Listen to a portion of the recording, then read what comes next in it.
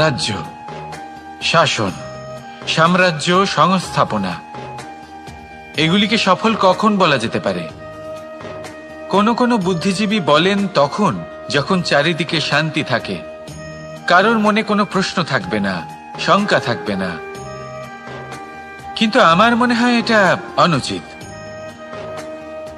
কোনো রাজ্যের পক্ষে বা কোনো শাসনকালে সবথেকে বড় সংকট তখন আসে যখন সবথেকে বেশি যোগ্য ব্যক্তি বা সবথেকে বেশি বিদ্বান ব্যক্তিও শুধু মুখদর্শক হয়ে বসে থাকেন। মনে প্রশ্ন আসতে থাকে কিন্তু জিজ্ঞেস করেন না, শঙ্কা উৎপন্ন হয় কিন্তু ব্যক্ত করতে পারেন না। এটা খুবই অনুচিত। এই যে প্রশ্ন, তা আসা খুব ভালো। এই প্রশ্ন অকারণে আসে না, কোনো সমস্যার কারণেই আসে। এই প্রশ্নের দ্বারা আপনি সেই সমস্যাগুলি দেখতে পাবেন যাতে আপনি এতদিন অনভিজ্ঞ ছিলেন। আর যত প্রশ্নের নিবারণ আপনি করবেন, ততই আপনার রাজ্য, আপনার শাসন আরো শ্রেষ্ঠ হয়ে উঠবে। এই প্রশ্ন, এই শঙ্কা, এগুলো আপনাকে সমাধানের চূড়াতে অবশ্যই নিয়ে যাবে। সেই জন্য না প্রশ্ন করা অনুচিত, আর না শঙ্কা ব্যক্ত করা অনুচিত, আর না তিনি মূর্খ যিনি প্রশ্ন করেন, শঙ্কা ব্যক্ত করেন। তাই এনাদের কখনো দূরে করে দেবেন না, এনাদের নিজস্ব মতামত রাখতে দিন। যখন সবাই মিলে একমত হবেন, তখন নিশ্চিত রূপে বলা যায় যে এই রাজ্য, এই শাসন, এই সংস্থাপনা সাফল্যের শিখরে রয়েছে। তাহলে আসুন আর আমার সাথে ভালোবেসে বলুন, রাধা রাধা।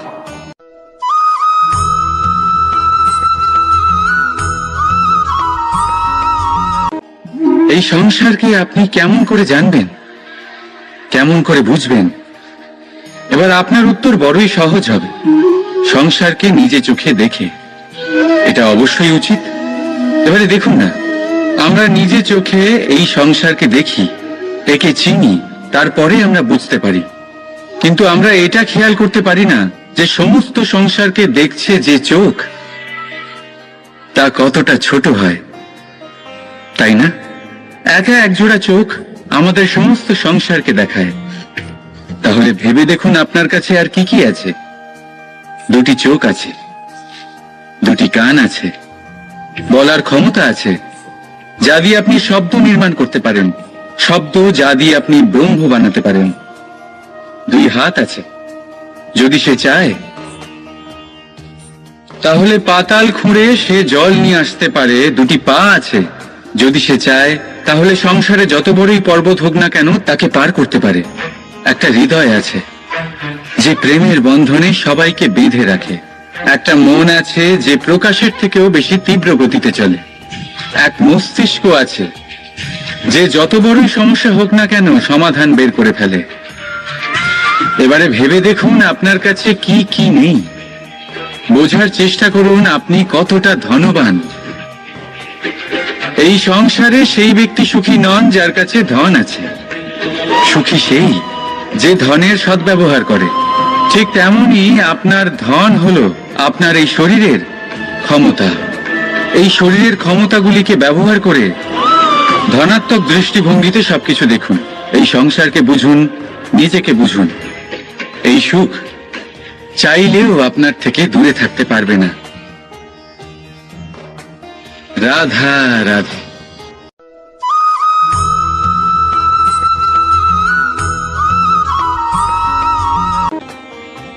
যখনই আমরা কথা বলি জলরাশির বিষয়ে, যখন আমরা তুলনা করি, তখন আমাদের খুব ভালো লাগে মিষ্টি সরোবর, পুকুর, নদী। আর আমরা অপেক্ষা করে থাকি সাগরের জন্য, সমুদ্রের জন্য। কেন করি?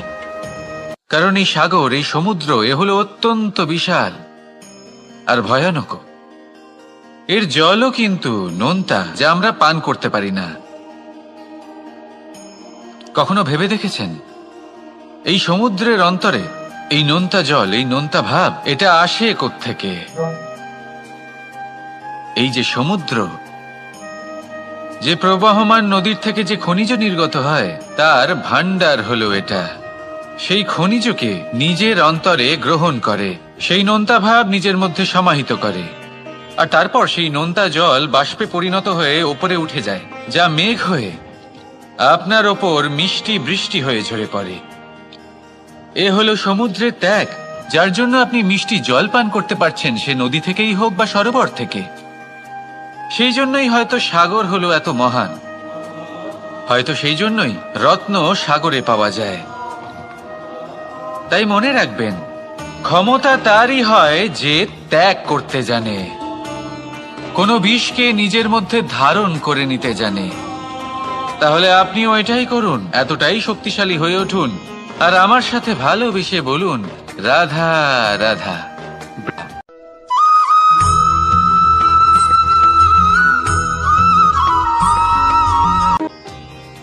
মানুষ নিজের জীবনে সুখ পাওয়ার জন্য অনেকবার চেষ্টা করে, কিন্তু সহস্র প্রয়াসের পরেও ব্যক্তি মনের মতো সুখ পায় না। সুখকে পাওয়ার এই যাত্রা অনেক সময় দুঃখের মোড়েতে এসে সমাপ্ত হয়ে যায়, আর মানুষ বুঝে উঠতে পারে না যে কেন এমন হলো। তার প্রয়াস শুদ্ধ ছিল, তার মন পবিত্র ছিল, তার মনোবাঞ্ছনা সঠিক ছিল, কিন্তু তাও কেন সে সুখ পেল না? এর কারণ হলো আপনার আশেপাশের লোকজন আপনার সাথী। আপনি সুখ অথবা দুঃখের লক্ষ্য এনাদের থেকেই পান। তাই মনে রাখবেন, অনেক সময় আমরা দুঃখ এই কারণে পাই কারণ আমরা দুজনের ওপরে ভরসা করি, আর অনেক সময় দুঃখী আমরা এই কারণে হই কারণ আমরা সজ্জনের ওপরে সন্দেহ করি। যেদিন আপনারা এটা বুঝতে পারবেন যে কাদের ওপরে সন্দেহ করবেন আর কার থেকে আশা রাখবেন, সেই দিন আপনার জীবন থেকে দুঃখ চিরকালের জন্য চলে যাবে। তাহলে আসুন আর আমার সাথে ভালোবেসে বলুন, রাধা রাধা।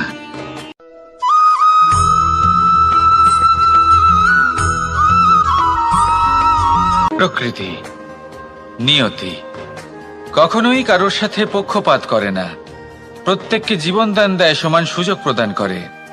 এটা সেই ব্যক্তির উপরে নির্ভর করে যে সে কিভাবে তার থেকে লাভবান হয়ে উঠবে, তার নির্বাচনের উপর নির্ভর করে, তার দৃষ্টিভঙ্গির উপর নির্ভর করে যে সে কতটা ধনাত্মক বা কতটা নেতিবাচক।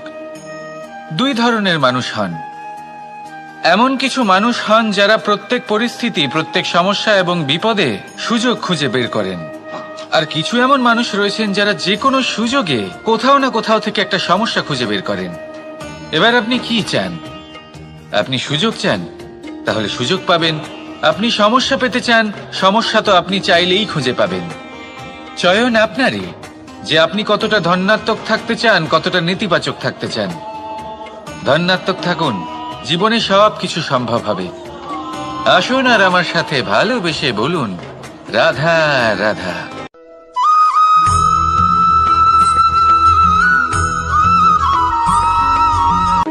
এই পেরেককে দেখতে পাচ্ছেন আপনি? এর আকার কতটা সুন্দর, আর এই আকারের কারণেই খুব সহজেই একে দেওয়ালে রোপণ করা যায়।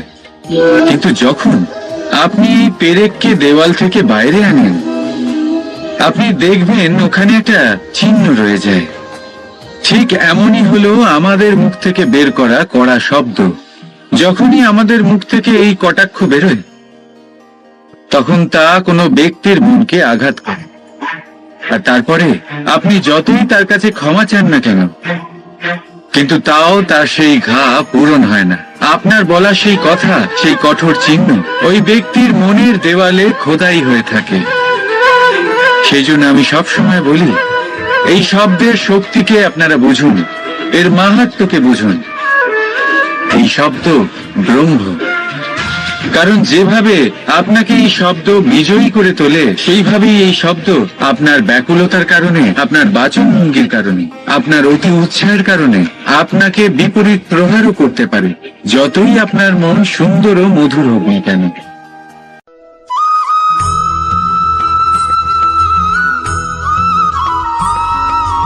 আমাদের জীবনে 7 ধরনের সুখ আছে, আর সেগুলো লাভ করার জন্য আমরা অত্যন্ত প্রচেষ্টা করি। কিন্তু কোনো প্রচেষ্টা করার পূর্বে তা কিভাবে করব সেটা বোঝা খুব প্রয়োজন, আর সেখানেই আমরা ভুল করে থাকি। যে কাজটা আমাদের পরে করা উচিত সেটাই আমরা আগে করে বসি। আপনাকে স্পষ্ট করে বোঝাই, প্রত্যেক সুখের সাথে দুটি ক্রিয়া জড়িত থাকে। এবার যখন আমরা ধনের কথা বলি তখনও দুটি ক্রিয়া জুড়ে থাকে। প্রথম ক্রিয়া হলো ধন অর্জন করা, দ্বিতীয় ক্রিয়া হলো ধনের ব্যবহার করা। আর জীবনে ধনের ব্যবহার করার পূর্বে ধন কিভাবে অর্জন করতে হয় তা শেখা অত্যন্ত প্রয়োজনীয়। আমরা মন্দিরে যাই, ভগবানের আরাধনা করি, তার জন্য পুজো করি, ওনাকে প্রসন্ন করতে চাই, কিন্তু তার আগে ভগবানের ওপর আস্থা রাখা প্রয়োজনীয়। যদি আপনার অটল বিশ্বাস থাকে তবেই আপনি প্রকৃত ভক্ত হয়ে উঠতে পারবেন। এবার যদি আপনি বক্তা হয়ে থাকেন, শ্রেষ্ঠ বক্তা হতে চান, এই সংসারের সামনে নিজের বক্তব্য রাখতে চান, তাহলে কথা বলার পূর্বে কথা শুনতে শিখুন। তবেই আপনি একজন শ্রেষ্ঠ বক্তা হয়ে উঠতে পারবেন। জীবনে সম্পর্ক স্থাপন করার আগে সম্পর্ক বজায় রাখতে শিখুন, তবেই আপনি একজন প্রকৃত সাথী হয়ে উঠবেন। জীবনে পরাজয় মানার পূর্বে বিজয়ী হওয়ার চেষ্টা কিভাবে করতে হয় সেটা শিখুন, তবেই আপনি একজন নিপুণ ব্যক্তি হয়ে উঠবেন। অন্তিম এবং সবথেকে গুরুত্বপূর্ণ কথা, জীবনে ভালোবাসা লাভ করার পূর্বে ভালোবাসা প্রদান করতে শিখুন, তবেই আপনি একজন প্রকৃত প্রেমী হয়ে উঠবেন। আসুন আমার সাথে ভালোবেসে বলুন, রাধা রাধা।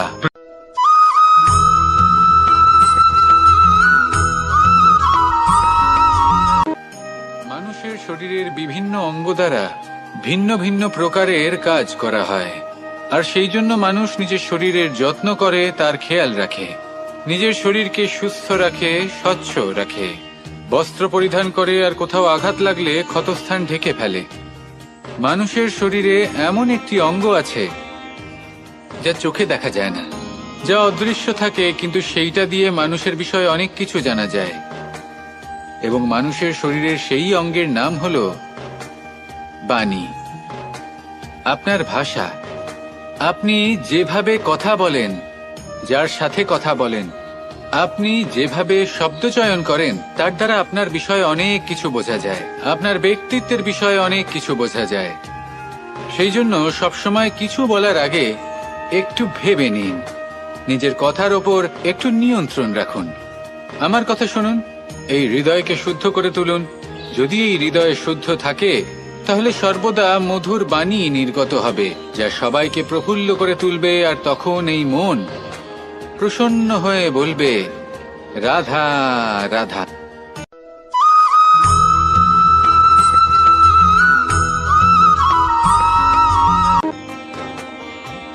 কেউ আমাকে মাখন চোর বলেন, কেউ বা আমাকে মুরলী মনোহর বলেন, কেউ আমাকে যুদ্ধ বিমুখ বলেন, কেউ বা আমাকে সুদর্শনধারী বলেন, কিন্তু আমি আসলে কে? আসুন, আজ আমি আপনাকে আমার আসল পরিচয় জানাবো।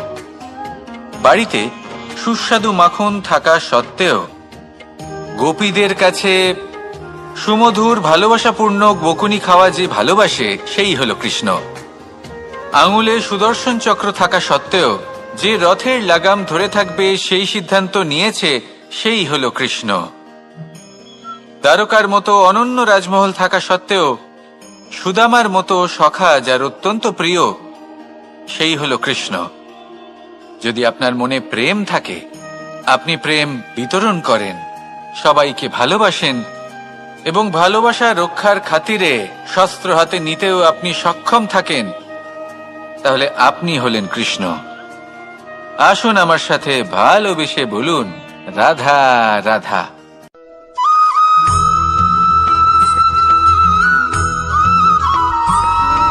ধন, সম্পদ, ঐশ্বর্য, মানুষ হয় নিজের সৌভাগ্যের দ্বারা এগুলো লাভ করে থাকেন বা কর্মের দ্বারা। সৌভাগ্য আসলে কি? গ্রহের দশা, যা প্রত্যেক মুহূর্তে বদলাতে থাকে। কর্মের মাধ্যমে যখন আপনি ধন অর্জন করেন, তখন সেই ধন আপনার আগামী প্রজন্ম লাভ করে। সেটা হয় সে ভোগ করে বা তার জন্য তার ভোগান্তি হয়। আর এটা নির্ভর করছে আপনার কর্মের ওপরে। কি কর্ম করেছেন আপনি সেই ধনকে লাভ করার জন্য। যদি আপনি সৎ পথে চলেন নিষ্ঠা ভরে আপনি কর্ম করে থাকেন এবং তার ফলে আপনি ধন অর্জন করে থাকেন, তাহলে আপনার আগামী প্রজন্ম সেটা ভোগ করবে, সেটা প্রয়োগ করবে নিজের বিকাশের জন্য। কিন্তু যদি আপনি কুকর্ম করে থাকেন, কোন রকম ছলনা করে থাকেন এই ধন লাভ করার জন্য, তাহলে 100% আপনার আগামী প্রজন্মকে এর জন্য ভুগতেই হবে। তাহলে আপনি কি চাইবেন, যে আপনার আগামী প্রজন্ম সুখ ভোগ করবে নাকি আপনার কুকর্মের পরিণাম ভোগ করবে? নির্বাচন আপনারই। আসুন আমার সাথে ভালোবেসে বলুন, রাধা রাধা।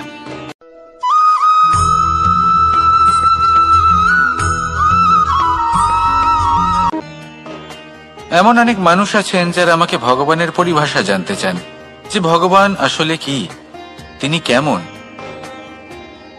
এবার দেখুন, ভগবান হোক বা আপনার স্বপ্ন হোক বা আপনার লক্ষ্য হোক না কেন, সেই লক্ষ্য তখনই পূর্ণ হয়, তখনই তাকে লাভ করা সম্ভব যখন আপনার দৃষ্টিভঙ্গি মঙ্গলময় হয়, যখন আপনি নিজে মনে করবেন যে আমি যেটা পেতে চাইছি তা শুভ। উদাহরণস্বরূপ, কোনো পাখিকে দেখুন, সে গাছের ডালে বসে এবং সেখানেই বিশ্রাম করে, কিন্তু পড়ে না। কেন? কারণ ওর বিশ্বাস যে যে শাখার উপরে ও বসে আছে সেটাই হলো ওর বাসস্থান। যদি আপনি বিশ্বাস করেন তাহলে আপনি পাথরের মধ্যেও ভগবান দর্শন করতে পারবেন, আর যদি বিশ্বাস না থাকে তাহলে যদি ভগবান সামনে দাঁড়িয়েও থাকে তবেও আপনার বিশ্বাস হবে না। তাই বিশ্বাস করতে শিখুন। এই বিশ্বাসের আধারেই আপনি সেই সব কিছু পাবেন যা আপনি পেতে চাইছেন। আসুন আমার সাথে ভালোবেসে বলুন, রাধা রাধা।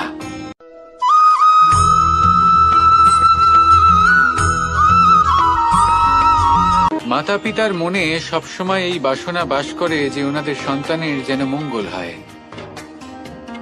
নিজের সন্তানকে সেই সবকিছু দেবার সবসময় চেষ্টা করতে থাকেন যেগুলো তারা নিজেরা নিজেদের জীবনে কখনো পেতে পারেননি, এবং এই প্রক্রিয়ায় সব থেকে গুরুত্বপূর্ণ বিষয়টি ভুলে যান, নিজের সন্তানকে সেই জিনিস দেওয়া যেটা উনি সব থেকে আগে পেয়েছেন।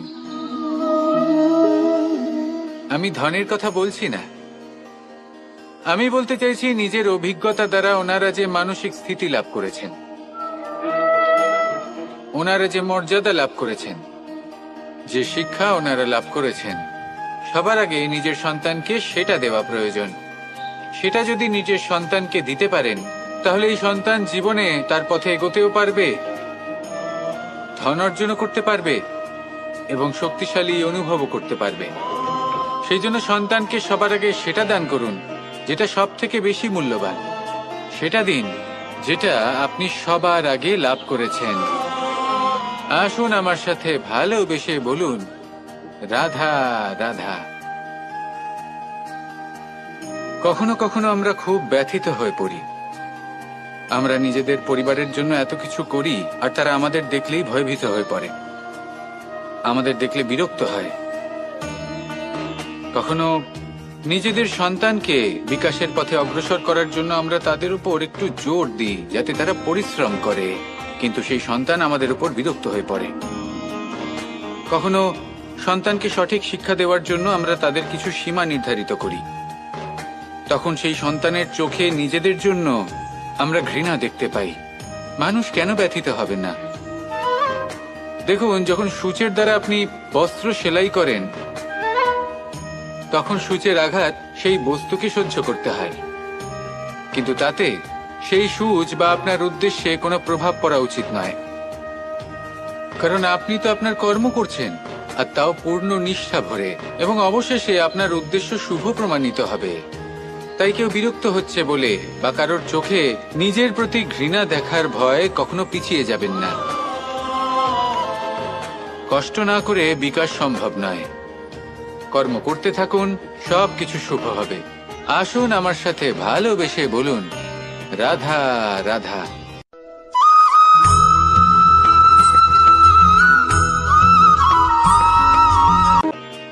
জল হলো জীবনের আধার। যদি জল না থাকে এই সংসারের জীবনের কোনো অস্তিত্ব নেই। এই জল হলো শুদ্ধ, পবিত্র। কিন্তু যখন এই জল পরিবেশের সংস্পর্শে আসে তখন ধুলো, ময়লা, কাদা এবং অন্যান্য বস্তু দ্বারা এই জল পূর্ণরূপে দূষিত হয়ে যায়। এবার যদি এই জলের শুদ্ধিকরণ করতে হয়, তাহলে আমরা এই জলকে অস্থির হতে দিই না, তাকে স্থিরভাবে রেখে দিই। আর সেটা করলে সেই জল নিজে থেকেই সকল অশুদ্ধি ত্যাগ করে দেয়, নিজে থেকেই নিজেকে শুদ্ধ করে তোলে। এটা কিন্তু আমাদের মনের সাথেও হয়ে থাকে। এই সংসারে এত সমস্যার সম্মুখীন হয়েও কোথাও না কোথাও আমাদের এই মন মলিন হয়ে যায়, এতে নেতিবাচক ভাব জাগ্রত হয়। সেই মুহূর্তে আপনি কোনোভাবে রাগ করবেন না, মন খারাপ করবেন না, তাড়াতাড়ি কোনো সিদ্ধান্ত নেবেন না, কোনো প্রতিক্রিয়া দেবেন না। শুধু নিজের এই মনকে শান্ত করে রাখবেন, শান্ত মনে দিন যাপন করবেন। যদি এটা করেন, তাহলে আপনি নিজে থেকেই বুঝতে পারবেন যে কি কি অশুভ ভাব আপনার মধ্যে জাগ্রত হয়েছে আর কি কি শুভ চেতনা আপনাকে জাগ্রত করতে হবে। আপনি নিজে থেকেই এমন পথ খুঁজে পাবেন যার দ্বারা এই অশুদ্ধি আপনি ত্যাগ করতে পারবেন। আসুন আমার সাথে ভালোবেসে বলুন, রাধা রাধা।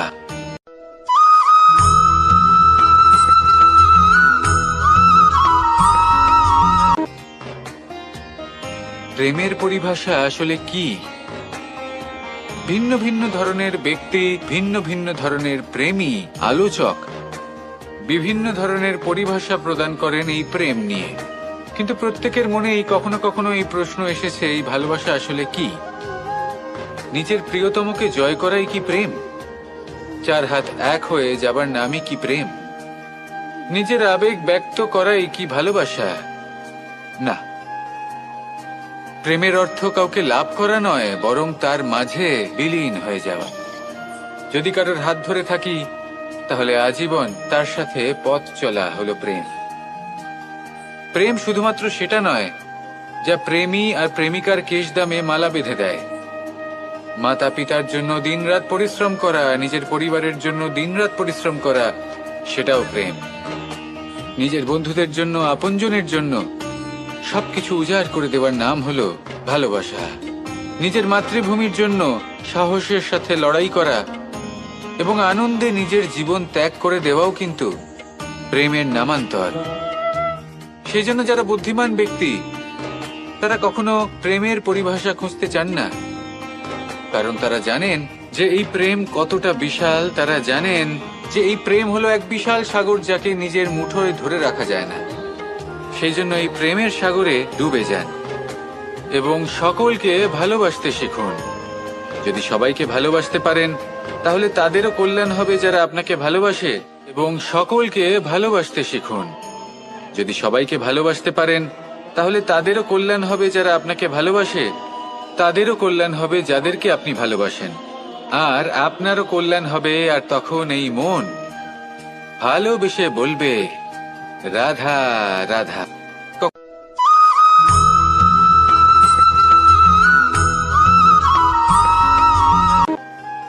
যদি আপনি নিজের জীবনে প্রকৃত বন্ধু নির্বাচন করতে চান, তাহলে তার আগে দর্পণ আর ছায়া এই দুইয়ের বিশেষত্বর বিষয়ে জানাটা অত্যন্ত প্রয়োজনীয়।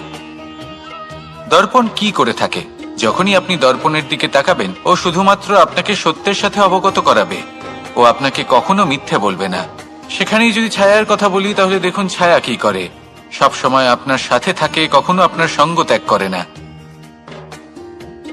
এবার আপনার জীবনে যদি এমন কোনো বন্ধু আসে যে সবসময় আপনাকে সত্য কথা বলবে, আপনার অপগুণের বিষয়ে যদি আপনাকে বলে কিন্তু তাও সে সত্যিই বলবে, তাহলে তার উদ্দেশ্য কিন্তু আপনাকে দুঃখ দেওয়া নয়। সে আপনার অজ্ঞানতা, আপনার ভ্রম দূর করতে চায়।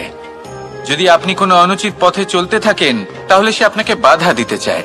আর যদি সেই মিত্রই ছায়া সঙ্গীর মতো হয়, সে কখনোই সুখ দুঃখে আপনার সঙ্গ ত্যাগ করবে না। তার উদ্দেশ্য হলো সবসময় আপনাকে রক্ষা করা। তাই এরকম দর্পণ বা ছায়ার মতো কোনো বন্ধু যদি আপনার জীবনে আসে, তাহলে তাকে কোথাও যেতে দেবেন না। সে আপনার জীবনকে সুখময় করে তুলবে। আর যদি আপনার জীবনে উপস্থিত বন্ধু এমন না হয়, তাহলে তাকে নিজের থেকে দূরে করে দেওয়াই বাঞ্ছনীয়। তাহলে দর্পণ আর ছায়ার মতো প্রকৃত এবং ভালো বন্ধুকে নিজের জীবনে স্থান দিন, আর আমার সাথে ভালোবেসে বলুন, রাধা রাধা।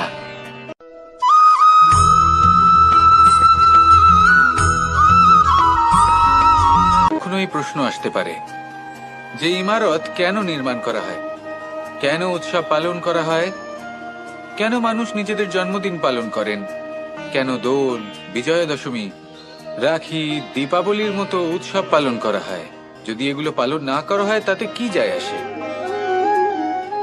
যদি এই দোল উৎসব পালন না করা হয় তাহলে কি এই সংসার ভুলে যাবে যে নারায়ণের প্রতি ভক্তির কারণে ভক্ত প্রহ্লাদকে অগ্নি স্পর্শও করতে পারেনি?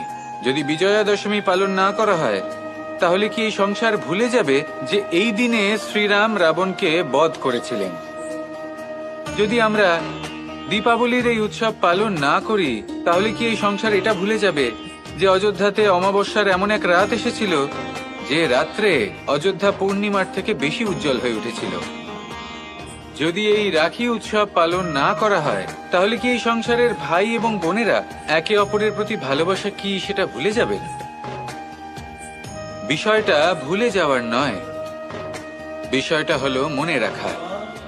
যখন জীবনে আমরা কোনো একটা স্থানে পৌঁছই, উপলব্ধিগুলোর উৎসব পালন করি, যাতে সেই মুহূর্তে আমরা সকলের মধ্যে আনন্দ ছড়াই এবং মানুষ সেই মুহূর্তটা মনে রাখেন। এই স্মৃতিগুলোই মানুষের মধ্যে বিশ্বাসের জন্ম দেয়। এই বিশ্বাস যে আগামী যেদিন আসছে তাতে আরো আনন্দের সম্ভাবনা রয়েছে। ভালোবাসার এই উৎসব, ভালোবাসার এই পার্বণ, এটা মানুষের মনে বিশ্বাসের জন্ম দেয় যে প্রত্যেক যুগে কেউ না কেউ এসেছে এবং পরবর্তীতেও আসবে। তাহলে আসুন আমরা ডুবে যাই আমার লীলার এই প্রেম যাত্রায় এবং ভালোবাসার এমন একটা উৎসব পালন করা যাক যা এই সংসার যুগ যুগ পর্যন্ত মনে রাখবে।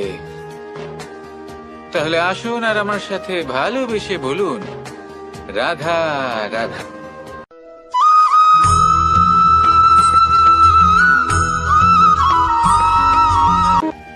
আমাদের এই জীবন, তাতে এই যে সময় চক্র, তা তিনটি ভাগে বিভক্ত। এক হলো অতীতকাল, ফেলে আসা অতীত, তারপরে আসে বর্তমান, এখনকার এই মুহূর্ত, আর তারপর আসে আগামীকাল অর্থাৎ ভবিষ্যৎ।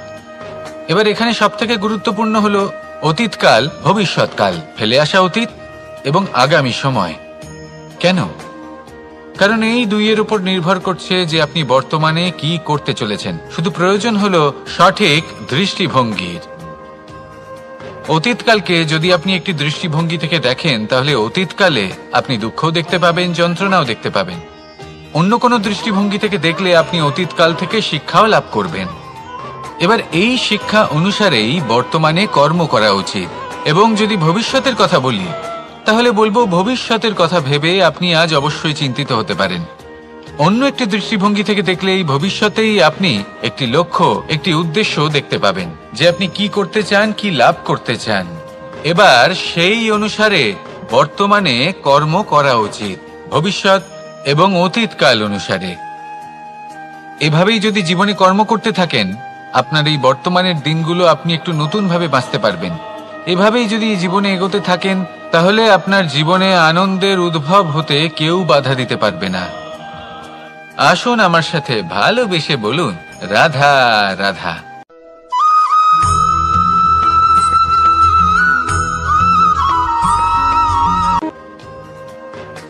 সমুদ্র মন্থনের সময় দুই ধরনের রত্ন লাভ করা হয়েছিল।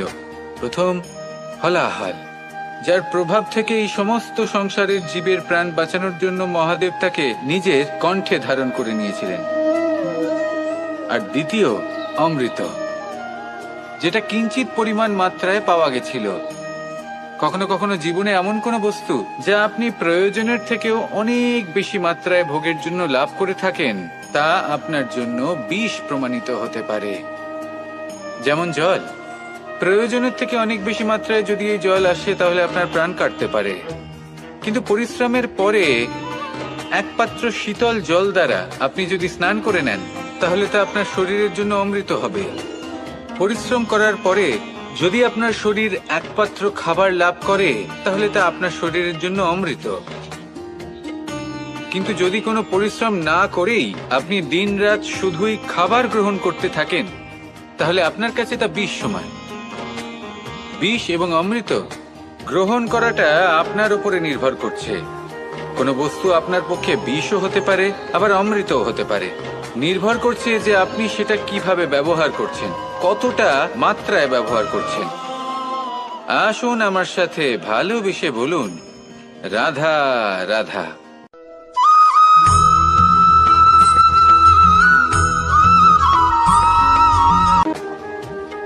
সুখ, দুঃখ, মৃত্যু, মহামারী, এগুলো কখনো বলে আসে না, আবার জিজ্ঞাসা করেও আসে না। এমনই হয় দ্রুত ক্রীড়ার এই খেলায়। এক কারাগারের মতো, একটা মাকড়সার জালের মতো। যেমন একটা মাকড়সার জাল একটা পোকাকে নিজের দিকে আসতে আকর্ষিত করে নিজের চমকের দ্বারা, নিজের গঠন দ্বারা, সেরকমই দ্রুত ক্রীড়ার এই খেলা মানুষকে নিজের দিকে আসতে প্ররোচিত করে। শেষে গিয়ে মানুষ আটকা পড়ে। পার্থক্য শুধু এটাই, যখন এক পোকা এই জালে জড়িয়ে পড়ে তখন সে তার প্রাণ হারায়। মানুষ যখন এই দ্রুত ক্রীড়ায় আকর্ষিত হয়, সে নিজের মান, নিজের ধন সবকিছু হারায়, নিজের বিবেক হারিয়ে ফেলে। কিন্তু আপনি আপনার বিবেক কখনোই হারাবেন না। যদি আপনার মনে লোভ চলে আসে, আপনি লোভী হয়ে ওঠেন। যদি আপনি দ্রুত ক্রীড়ার এই খেলায় আটকা পড়েন, তাহলে মনে রাখবেন, এই খেলা থেকে ফিরে আসা প্রায় অসম্ভবই বলা যায়। নিজের বিবেক কখনো হারাতে দেবেন না, কারণ বিনাশ আসার প্রথম লক্ষণ হলো বিবেকের বোধ চলে যাওয়া। এই প্ররোচনায় কখনো পা দেবেন না। আর আমার সাথে ভালোবেসে বলুন, রাধা রাধা।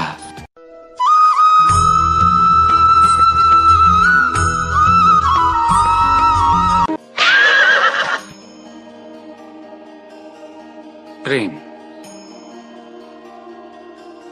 আড়াই অক্ষর, মাত্র আড়াই অক্ষরের এই শব্দ প্রেম, এর মধ্যে ত্রিলোকের এবং সমগ্র ব্রহ্মাণ্ডের বীজ নিহিত আছে। এমন কি আছে যা এই প্রেম করতে পারে না? যেখানে শক্তি এবং বিদ্যা প্রয়োগ করে আপনি কিছুই করতে পারবেন না, সেটাও প্রেম দ্বারা অর্জন করা সম্ভব। প্রেম চাইলে পাথরেও ফুল ফোটাতে পারে। প্রেম চাইলে ন্যাড়া পাহাড়ের বুক চিরে নদীপথ তৈরি করতে পারে। চাইলে নিরক্ষর ব্যক্তিকে সংসারের শ্রেষ্ঠ জ্ঞানী করে তুলতে পারে। শুধুমাত্র এই প্রেমের জন্য সবার দুষ্টু কানাই ঘনশ্যাম হয়ে উঠেছিল। শুধুমাত্র এই প্রেমের টানেই ত্রিলোকের স্বামী দ্বারকাধীশ নির্ধন সুদামার পদসেবাও করেছিলেন। এই প্রেম হলো সংসারের সবথেকে বড় শক্তি। এই সংসারের আধার হলো প্রেম। এমন কিচ্ছু নেই যা এই প্রেমের পক্ষে সম্ভব নয়। যেখানে বিদ্যা এবং শক্তি সাহায্য করতে পারে না, সেখানে এই প্রেম আপনাকে জয়ী করে দিতে পারে। তাহলে আসুন আর আমার সাথে ভালোবেসে বলুন, রাধা রাধা।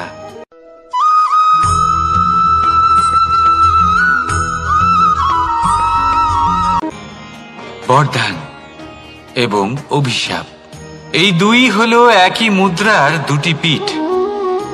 এই বরদান আমরা অনেক কারণে পেতে পারি। কখনো নিজের পরিশ্রমের কারণে, কখনো নিজের তপস্যার কারণে, কখনো আমাদের পূর্বপুরুষদের কর্ম ও তপস্যার কারণে। কিন্তু এই বরদান কতক্ষণ বরদান থাকবে তা আমরা নিশ্চিত করতে পারি না। তা সুনিশ্চিত করে শুধুমাত্র আমাদের কর্ম। যদি আপনাকে উদাহরণ দিই, আপনি রেশমের কীট দেখেছেন? ও বরদান পেয়েছে যে ও নিজের সুরক্ষার জন্য খোলস বানাতে পারে। এবারও তাতে এত মত্ত হয়ে যায় যে এমন এক আবরণ বানিয়ে ফেলে যাতে সে নিজেই আবদ্ধ হয়ে চাপা পড়ে মরে যায়। এটার তাৎপর্য কি? তাৎপর্য খুবই সরল।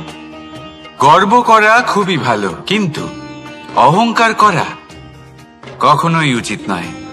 যদি অহংকার মনের মধ্যে প্রবেশ করে, তাহলে এই বরদান অভিশাপে পরিণত হতে সময় লাগে না।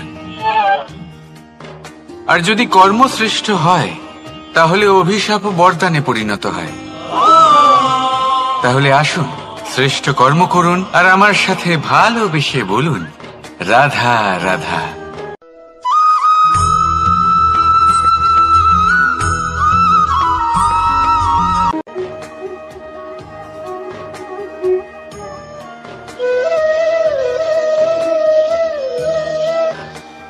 কর্ম এবং ফল।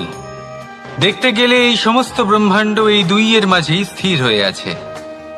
মানুষজন কর্ম করেন ভালো ফল লাভের আশায়, আর ভালো ফল লাভের আশায় উনি এটাই ভুলে যান যে উনি যে কর্ম করছেন তা কি করছেন। আমি বলেছিলাম কর্ম করুন ফলের চিন্তা না করে, কিন্তু কি কর্ম করছেন সেই বিষয়ে ভাবাটাও অত্যন্ত আবশ্যক। নয়তো অনেক সময় আমরা এমন কর্ম করে ফেলি যা না চাইতেও বিষে পরিণত হয়, যা হয়েছে দুঃশাসনের সাথে, দুর্যোধনের সাথে, গুরু দ্রোণের সাথে। একজনের মানসিকতা উচিত ছিল না, একজনের বিবেক উচিত ছিল না, আরেকজন যে পক্ষ নির্বাচন করেছিলেন সেই পক্ষ উচিত ছিল না। আর যা কিছু ওনাদের সাথে হলো, আপনার আমাদের সকলের সাথে তা হতে পারে। আমি বলেছিলাম কর্ম করুন, ফলের চিন্তা করবেন না, কিন্তু এই কর্মের বিষয়ে বিচার করে দেখাটাও ততটাই আবশ্যক। দেখুন, কর্ম করার উচিত প্রক্রিয়া ফলের চিন্তা না করা, কিন্তু যদি আপনার কর্ম শুভ হয় তাহলে তার ফলও নিয়তি আপনাকেই দেবে। সর্বদা কর্ম করার সময় এটা ভাবুন যে আপনার এই কর্ম এই সংসারকে, এই সমাজকে, আপনার পরিবারকে, আপনার আশেপাশের মানুষজনকে কোন দিশায় নিয়ে যাবে। যদি এটা সবার জন্য মঙ্গলময় হয় তাহলে কর্ম করতে থাকুন। আর হ্যাঁ, নিশ্চিত রূপে ফলের চিন্তা করবেন না। আসুন আমার সাথে ভালোবেসে বলুন, রাধা রাধা।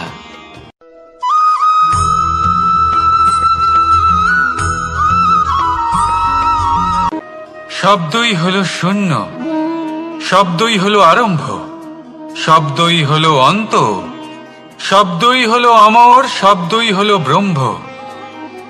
এই শব্দ হলো অত্যন্ত বিশেষ। কেউ কাঁদলে তাকে হাসিয়ে তোলে, কেউ হাসলে তাকে কাঁদিয়ে দেয়। কারোর মনে উদ্দীপনা জাগিয়ে তুলতে পারে, আবার কারোর মনে কাঁটা হয়ে বিঁধে থাকতে পারে। একটা অত্যন্ত গুরুত্বপূর্ণ কথা যা বোঝা অত্যন্ত আবশ্যক। আপনার মন, আপনার হৃদয়ে যতই শুদ্ধ হোক না কেন, যতই পবিত্র হোক না কেন, আপনার দৃষ্টিভঙ্গি যতই স্পষ্ট হোক না কেন, যদি আপনার কথা পবিত্র না হয়, যদি আপনার শব্দ শুদ্ধ না হয়, তাহলে তা আপনাকে আপনার কর্মফল ভোগ করতে বাধ্য করবেই। একটা সহজ উদাহরণ দিই। আপনার জীবনে এমন কেউ অবশ্যই থাকবেন যাকে আপনি পছন্দ করেন না, যিনি হয়তো অধর্মী মানুষ, যিনি হয়তো দুর্বুদ্ধি সম্পন্ন মানুষ, কিন্তু তার জন্য অপশব্দ প্রয়োগ করলে তার মধ্যে কোনো পরিবর্তন আসবে না, তার মানসিকতা বদলাবে না,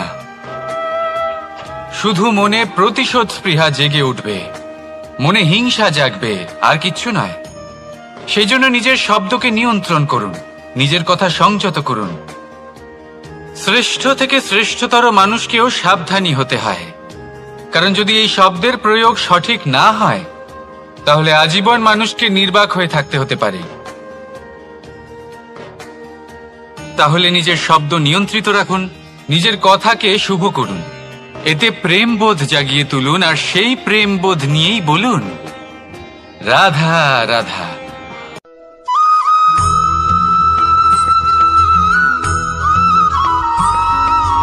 বটবৃক্ষের বীজ সর্ষের দানার থেকেও ছোট হয়, কিন্তু যখন তা নিজের রূপ ধারণ করে তখন তা বিশাল বৃক্ষের আকার ধারণ করে, যা সহস্র বছর ধরে বেঁচে থাকে, ছায়া প্রদান করে, পাখিদের আশ্রয় প্রদান করে, আর দেয় পথচারীদের বিশ্রাম করার স্থান।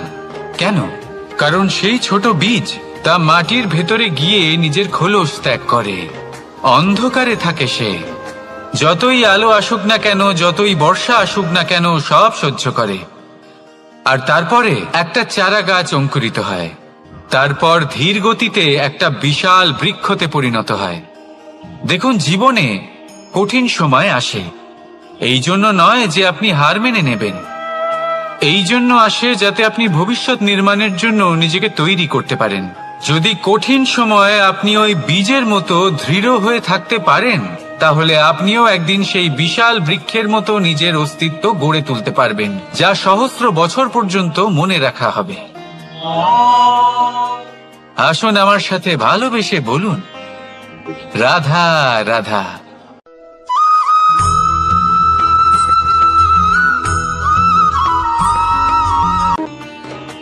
ভগবান আর ভক্ত যখন এক আকার হয়ে যায়, যখন ভক্ত তার ভগবানের প্রতি এবং নিজের জীবনের উদ্দেশ্যের প্রতি সম্পূর্ণরূপে সমর্পিত হয়, তখন জন্ম নেয় ভক্তি।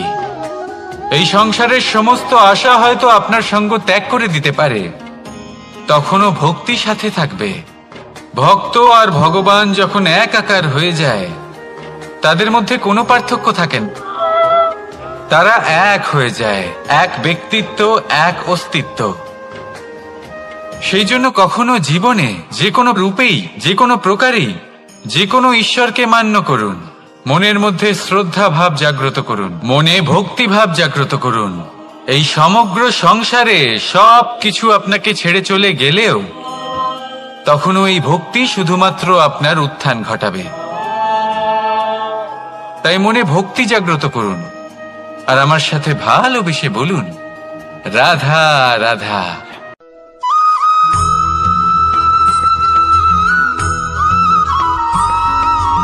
বটবৃক্ষের বীজ সর্ষের দানার থেকেও ছোট হয়, কিন্তু যখন তা নিজের রূপ ধারণ করে তখন তা বিশাল বৃক্ষের আকার ধারণ করে, যা সহস্র বছর ধরে বেঁচে থাকে, ছায়া প্রদান করে, পাখিদের আশ্রয় প্রদান করে আর দেয় পথচারীদের বিশ্রাম করার স্থান। কেন? কারণ সেই ছোট বীজ তা মাটির ভেতরে গিয়ে নিজের খোলস ত্যাগ করে। অন্ধকারে থাকে সে, যতই আলো আসুক না কেন, যতই বর্ষা আসুক না কেন, সব সহ্য করে। আর তারপরে একটা চারা গাছ অঙ্কুরিত হয়, তারপর ধীর গতিতে একটা বিশাল বৃক্ষতে পরিণত হয়।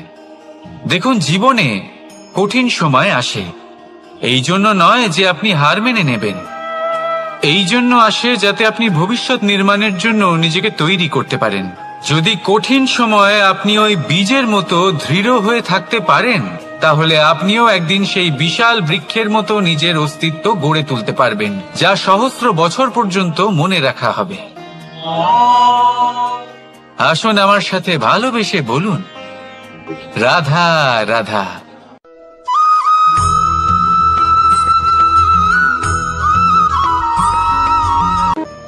সাফল্য কে না চান? সাফল্য লাভ করার, শিখরে পৌঁছানোর আলাদাই একটা আনন্দ রয়েছে। আর আপনজনদেরও কে না চান? প্রত্যেক মানুষ চান যেন জীবনে তার কোনো আপনজন থাকে, যারা সবসময় তাদের সাথে থাকবে, কারণ আপনজনের সাথেই তো সাফল্যের আনন্দ সব থেকে বেশি পাওয়া যায়। কিন্তু আসলে কি হয়, অনেক সময় সাফল্যের খোঁজে সেই পথে চলতে চলতে আমরা আপনদের থেকে দূরে চলে যাই, না চাইতেও দূরে চলে যেতে হয়, ওনাদের সাথে সময় কাটাতে পারি না। আর আমরা ভুলে যাই যে সাফল্যের আসল আনন্দ আপনজনদের সাথেই পাওয়া যায়। সফল হওয়ার পরে আপনদের সাথে দেখা হলে তাদের চোখে আমাদের জন্য যে আবেগ থাকে, যে সম্মান, যে প্রেম থাকে, সেটাই হলো আসল পুরস্কার। আমরা সেই কথা ভুলে যাই এবং একা হয়ে পড়ি। বেশিরভাগ সময় এটাই হয়, বেশিরভাগ সময় সফল মানুষগুলি একা হয়ে যান। এবার আপনি কি চান? আপনি অসফল হয়ে দিনগুলি একাকিত্বে কাটাতে চান, নাকি সফল হয়ে আপনজনদের সাথে আনন্দে থাকতে চান? সেই সিদ্ধান্ত আপনার। সাফল্যের পেছনে ছুটুন, নিজেকে উজাড় করে দিন, কিন্তু আপনজনদের সঙ্গ ত্যাগ করবেন না।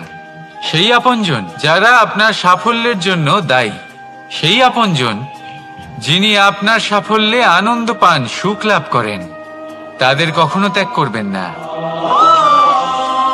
আসুন আমার সাথে ভালোবেসে বলুন, রাধা রাধা।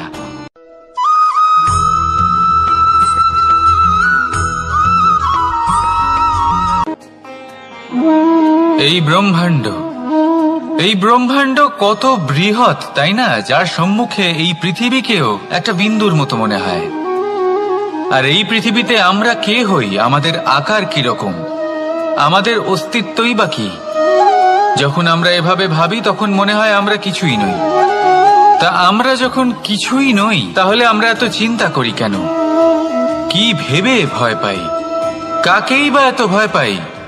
কে আমাদের মারতে পারে আর কেই বা আমাদের জন্ম দেবে? আত্মার আসলে না কখনো জন্ম হয় আর না কখনো মৃত্যু। আত্মা শুধুই শরীর বদল করে। আপনি, আমি, আমরা সকলে এই শরীর নয়, আমরা হলাম আত্মা, যা হলো পরম আত্মার পরম অঙ্গ। সেই জন্য মনে রাখবেন, বাইরের কোথাও দেখবেন না, নিজের অন্তরের গভীরে গিয়ে দেখুন, আত্মাকে উপলব্ধি করতে শিখুন। ক্লেশ, ভয়, চিন্তা, এই সব কিছুর থেকে নিজেকে দূরে রাখুন, তাহলেই উপলব্ধি করতে পারবেন পরমাত্মাকে। তাহলে আসুন আমার সাথে ভালোবেসে বলুন, রাধা রাধা।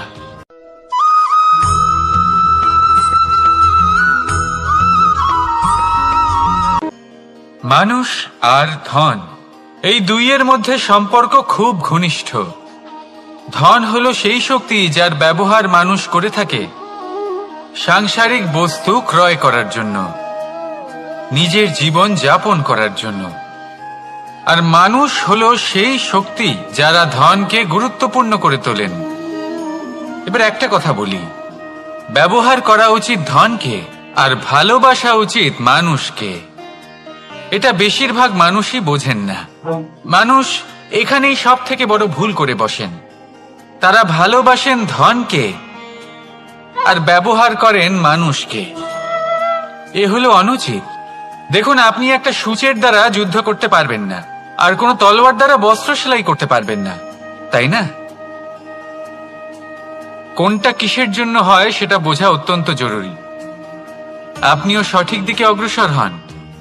মানুষকে ভালোবাসুন আর ধনকে ব্যবহার করুন। যদি আপনি মানুষকে ব্যবহার করেন, তাহলে আপনি ভালোবেসে ফেলবেন ধনকে, আর এই ভালোবাসা ধীরে ধীরে পরিণত হবে লোভে, আর ধীরে ধীরে এটা আপনাকে বিনাশ করে দেবে। তাহলে সমস্ত মানুষকে ভালোবাসুন আর এইভাবে ভালোবেসে বলুন, রাধা রাধা।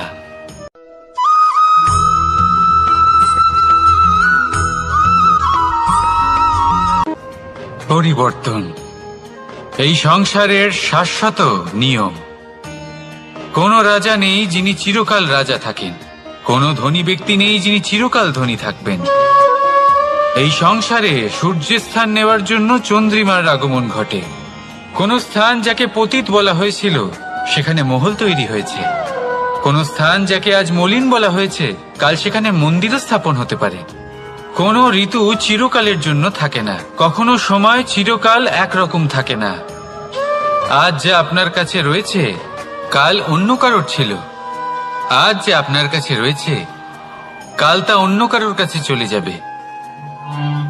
আপনার সাথে কিছু থাকলে তা হলো আপনার কর্ম, কিন্তু সেই কর্মের পরিণামও আপনার নয়। আপনি শুধু কর্ম করুন, বাকি সবকিছুই পরিবর্তনশীল। কিন্তু সেই পরিবর্তনকে দেখে ভয় পাওয়ার প্রয়োজন নেই, তাকে স্বাগত জানান।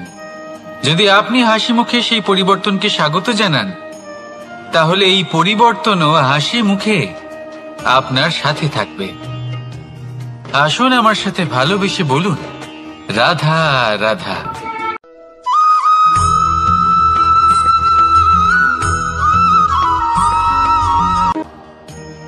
বল, শক্তি, পরাক্রম এই সংসারের বিকাশের মূল।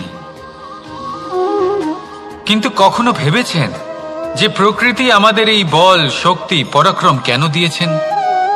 যাতে আমরা জীবনে কারোর উদ্ধার করতে পারি, কাউকে সাহায্য করতে পারি, কারোর জন্য ভালো কিছু করতে পারি, কোনো গরিব অসহায় মানুষের জন্য কিছু করতে পারি। এই বল, এই শক্তির সদ্ব্যবহার করতে পারি। কখনো দেখেছেন এমন মানুষ যার কাছে অসীম শক্তি আছে, কিন্তু তার সাথেই অসম্ভব অহংকারও রয়েছে, যিনি নিজেকে সর্বশ্রেষ্ঠ বলে মনে করেন, খারাপ কাজও করেন। আপনি দেখবেন প্রকৃতি এবং মানুষ তাকে ভাঙতে সর্বদা চেষ্টা করেন। মনে রাখবেন, যতই সুবিশাল পর্বত হোক না কেন, তা যদি পথে পড়ে তাকে ভেঙে পথ প্রশস্ত করা হয়। যদি আপনার কাছে বল থাকে, শক্তি থাকে, পরাক্রম থাকে, তাহলে তার সদ্ব্যবহার করুন, কাউকে সাহায্য করুন, কাউকে রক্ষা করুন।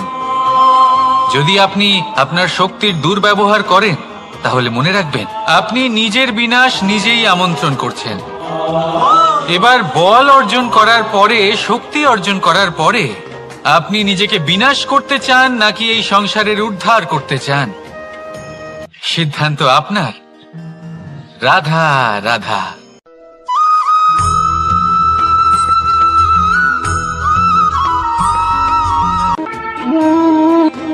সময়, এই সময় আসলে কি?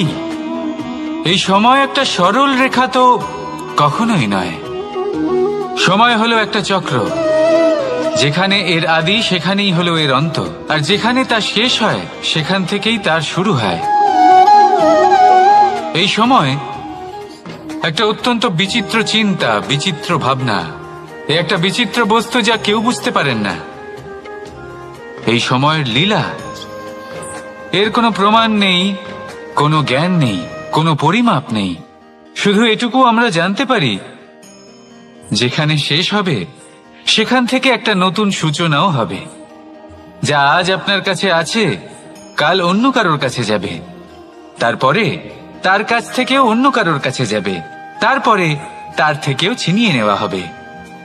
এই নিয়তির একজনের কাছ থেকে অন্যজনের কাছে আদান প্রদানের এই সময় হলো আপনার সময়।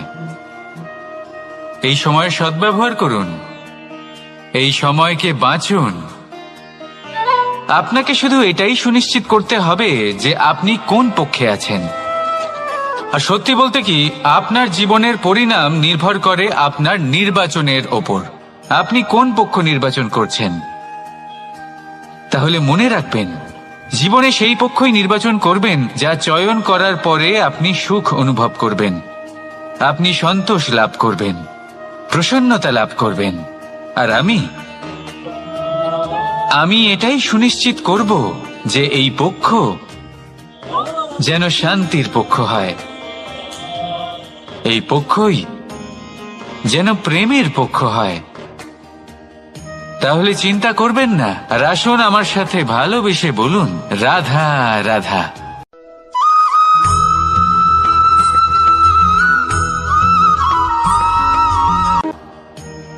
বল, শক্তি, পরাক্রম এই সংসারের বিকাশের মূল। কিন্তু কখনো ভেবেছেন যে প্রকৃতি আমাদের এই বল, শক্তি, পরাক্রম কেন দিয়েছেন? যাতে আমরা জীবনে কারোর উদ্ধার করতে পারি, কাউকে সাহায্য করতে পারি, কারোর জন্য ভালো কিছু করতে পারি, কোনো গরিব অসহায় মানুষের জন্য কিছু করতে পারি। এই বল, এই শক্তির সদ্ব্যবহার করতে পারি। কখনো দেখেছেন এমন মানুষ যার কাছে অসীম শক্তি আছে কিন্তু তার সাথেই অসম্ভব অহংকারও রয়েছে, যিনি নিজেকে সর্বশ্রেষ্ঠ বলে মনে করেন, খারাপ কাজও করেন। আপনি দেখবেন প্রকৃতি এবং মানুষ তাকে ভাঙতে সর্বদা চেষ্টা করেন। মনে রাখবেন, যতই সুবিশাল পর্বত হোক না কেন, তা যদি পথে পড়ে তাকে ভেঙে পথ প্রশস্ত করা হয়। যদি আপনার কাছে বল থাকে, শক্তি থাকে, পরাক্রম থাকে, তাহলে তার সদ্ব্যবহার করুন, কাউকে সাহায্য করুন, কাউকে রক্ষা করুন। যদি আপনি আপনার শক্তির দুর্ব্যবহার করেন, তাহলে মনে রাখবেন আপনি নিজের বিনাশ নিজেই আমন্ত্রণ করছেন। এবার বল অর্জন করার পরে, শক্তি অর্জন করার পরে আপনি নিজেকে বিনাশ করতে চান নাকি এই সংসারের উদ্ধার করতে চান? সিদ্ধান্ত আপনার। রাধা রাধা।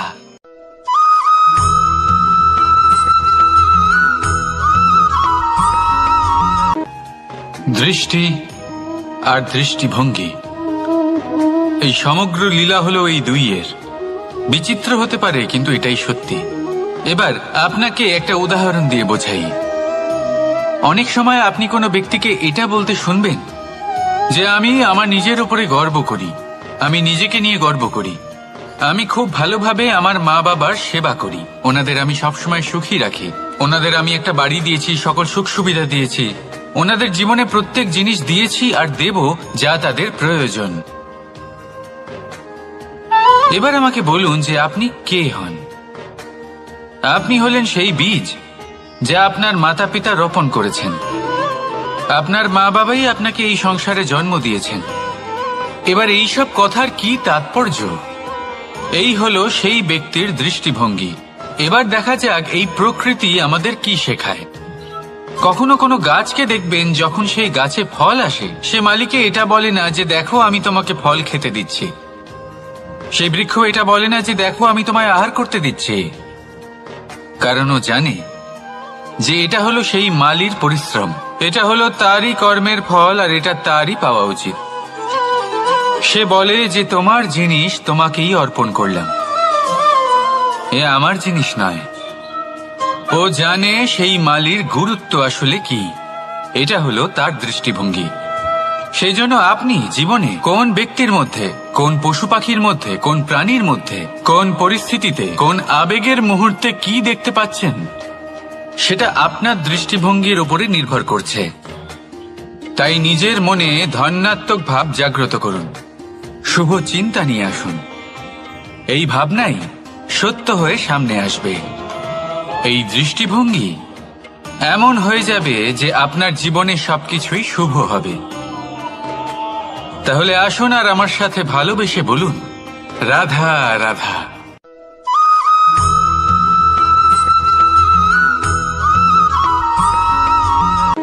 আপনি কি কখনো জলকে নিজের মুঠোতে ধরে রাখার চেষ্টা করেছেন?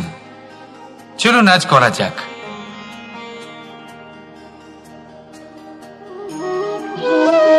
যদি আপনি নিজের মুঠো জোরে বন্ধ করেন, জল ধরে রাখতে পারবেন না। যদি আপনি তাকে এমনি বইতে দেন,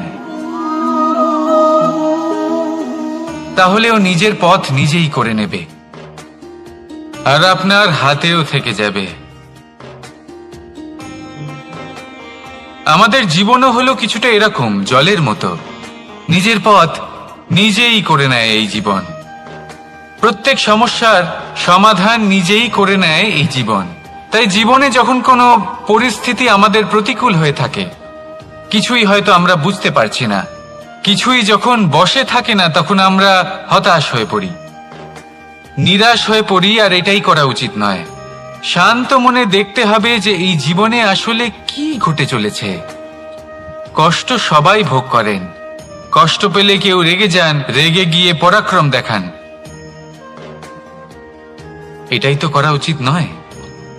শান্ত মনে সেটাই করতে হবে যা জীবন আমাদের শেখাতে চাইছে। জীবন আমাদের সব শিখিয়ে দেবে, শুধু মনে রাখবেন কখন প্রয়াস করতে হবে আর কখন আমাদের প্রতীক্ষা করতে হবে, সেটা আগে আপনাকে বুঝতে হবে। তাহলে আসুন আমার সাথে ভালোবেসে বলুন, রাধা রাধা।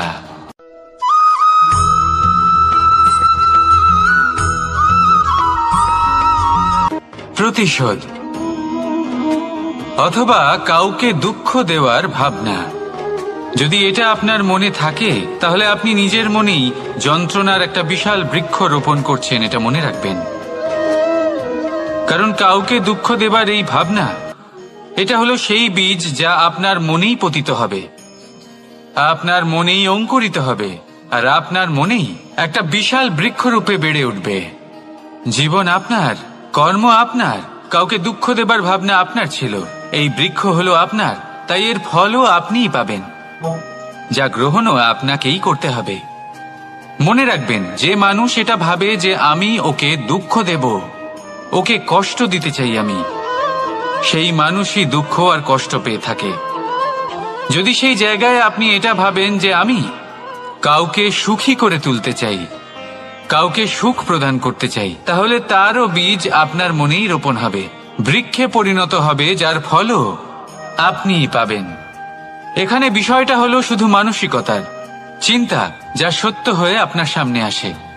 তাহলে এই মানসিকতা শুভ করুন, সবার জন্য মঙ্গল কামনা করুন। অন্যের মনে আপনার জন্য ভালো চিন্তা থাকুক বা না থাকুক, আপনি সবার জন্য শুভ চিন্তা করে কর্ম করতে থাকুন, তাহলে আপনার সাথেও ভালোই হবে। তাহলে আসুন আর আমার সাথে ভালোবেসে বলুন, রাধা রাধা।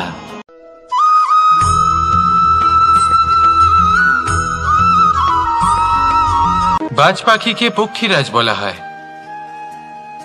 বাজের আয়ু হলো মোটামুটি 70 বছর। এবার 40 বছর হতে হতেই ওদের পালক লম্বা এবং ভঙ্গুর হয়ে যেতে থাকে, ঠোঁট বেঁকে যায়, ডানা ভারী হয়ে যায়, অর্থাৎ আগের মতো উড়তে পারে না, সেই শক্তি থাকে না। এবার সেই বাজ কি করবে? বাজ সব থেকে কঠিন নির্বাচন করে, নির্বাচন নিজের পুনর্স্থাপনার। সর্বপ্রথম একটা বিশাল পর্বতে যায়, একান্তে নিজের এক বাসস্থান তৈরি করে, আর তারপরে পাথরের সাথে নিজের ঠোঁট বারবার আঘাত করতে করতে সেই ঠোঁট ভেঙে ফেলে। তারপরে সে অপেক্ষা করে সেই ঠোঁট পুনর্নির্মাণ হওয়ার। তারপর সেটাই করে নিজের পালকের সাথে। তারপরে নিজের ডানা থেকে এক এক করে ভারী পালকগুলো ছিঁড়ে ফেলে দেয়। আর তারপর 150 দিনের এই যন্ত্রণা সহ্য করার পরে ও ফিরে পায় নিজের ওড়বার অনন্য ক্ষমতা, সেই শক্তি। আর তারপরে ও জীবনের পরবর্তী 30 বছর বাঁচে। কি বুঝলেন আপনি? যদি ইচ্ছে শক্তি থাকে তাহলে একজন দুর্বলও শক্তিশালী হতে পারে।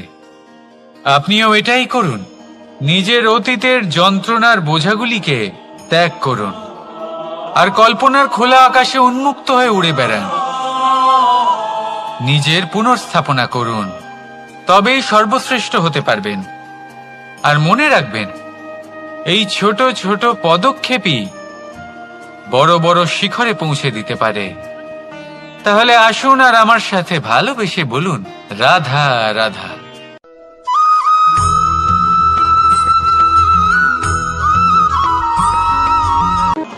সুখ আর অভিজ্ঞতা, এই দুই জীবনে একসাথে কখনোই আসে না। মনে রাখবেন, যেখানে সুখ থাকে সেখানে অভিজ্ঞতা থাকে না। আর যখন এই সুখ আমাদের জীবন থেকে দূরে চলে যায়, তখন আমাদের জীবনে আসে এই অভিজ্ঞতা। পরমাত্মা, প্রকৃতি, নিয়তি এই অভিজ্ঞতাকে আমাদের জীবনে পাঠান, যাতে আমরা একটা অত্যন্ত গুরুত্বপূর্ণ শিক্ষা, একটা জ্ঞান প্রাপ্ত করতে পারি। এই অভিজ্ঞতা আমাদের শেখায় যে অতীতে এমন কি হয়েছিল যা আমাদের করা উচিত হয়নি। আমাদের শেখায় ভবিষ্যতে এমন কি আছে যা আমাদের করা উচিত আর কি করা উচিত নয়। দেখতে গেলে এই অভিজ্ঞতা আমাদের সেই শিক্ষা দেয় যার জন্য আমরা সুখের দিকে উচিতভাবে অগ্রসর হতে পারি। সেই জন্য জীবনে যখনই দুঃখ আসবে, দুঃখের এই সময় আসবে, তখন হতাশ হবেন না। বোঝার চেষ্টা করুন এই পরিস্থিতি কেন এসেছে, কি শিক্ষা দিতে এসেছে। যদি আপনি সেই জ্ঞান লাভ করেন, সুখের পথে অগ্রসর হন, তাও উচিত রূপে, তাহলে এই অভিজ্ঞতার উদ্দেশ্য পূরণ হয়ে যায়। তাহলে আসুন আর আমার সাথে ভালোবেসে বলুন, রাধা রাধা।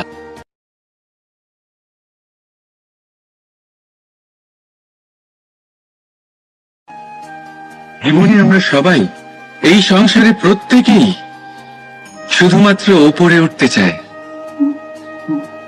এমন কেউ নেই যে নিচে পড়তে চায়। কিন্তু আপনাকে যদি সত্যের সাথে পরিচয় করাই, তাহলে নিচে পড়া অত্যন্ত আবশ্যক। যখন আপনি নিচে পড়েন, তখন সর্বপ্রথম আপনার মনে পড়ে ওপরে যখন ছিলেন সেই স্থান, সেই সময় এবং তার গুরুত্ব কি ছিল।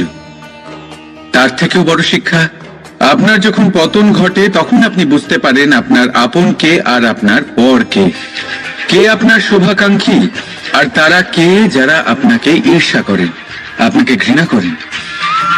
দেখুন, যখন আপনার পতন ঘটে, সেই সময় যিনি হাত বাড়াবেন আপনাকে সাহায্য করার জন্য, উনিই আপনার আপনজন। আর যখন আপনার পতন ঘটে, তখন শান্ত হয়ে দেখবেন যে আপনাকে দেখে হাসছে সেই আপনার পর।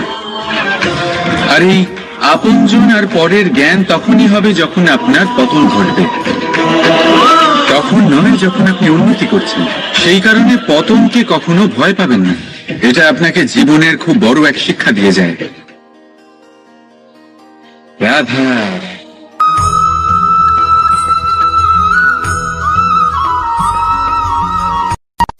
স্বর্ণ, হিরে, মুক্ত, মানিক, এই সব কিছুকে আগে পাথর বলা হতো। তাহলে এমন কি হলো যে এদের রত্ন বলা হয়? আর রত্ন তা বাস্তবে আসলে কি?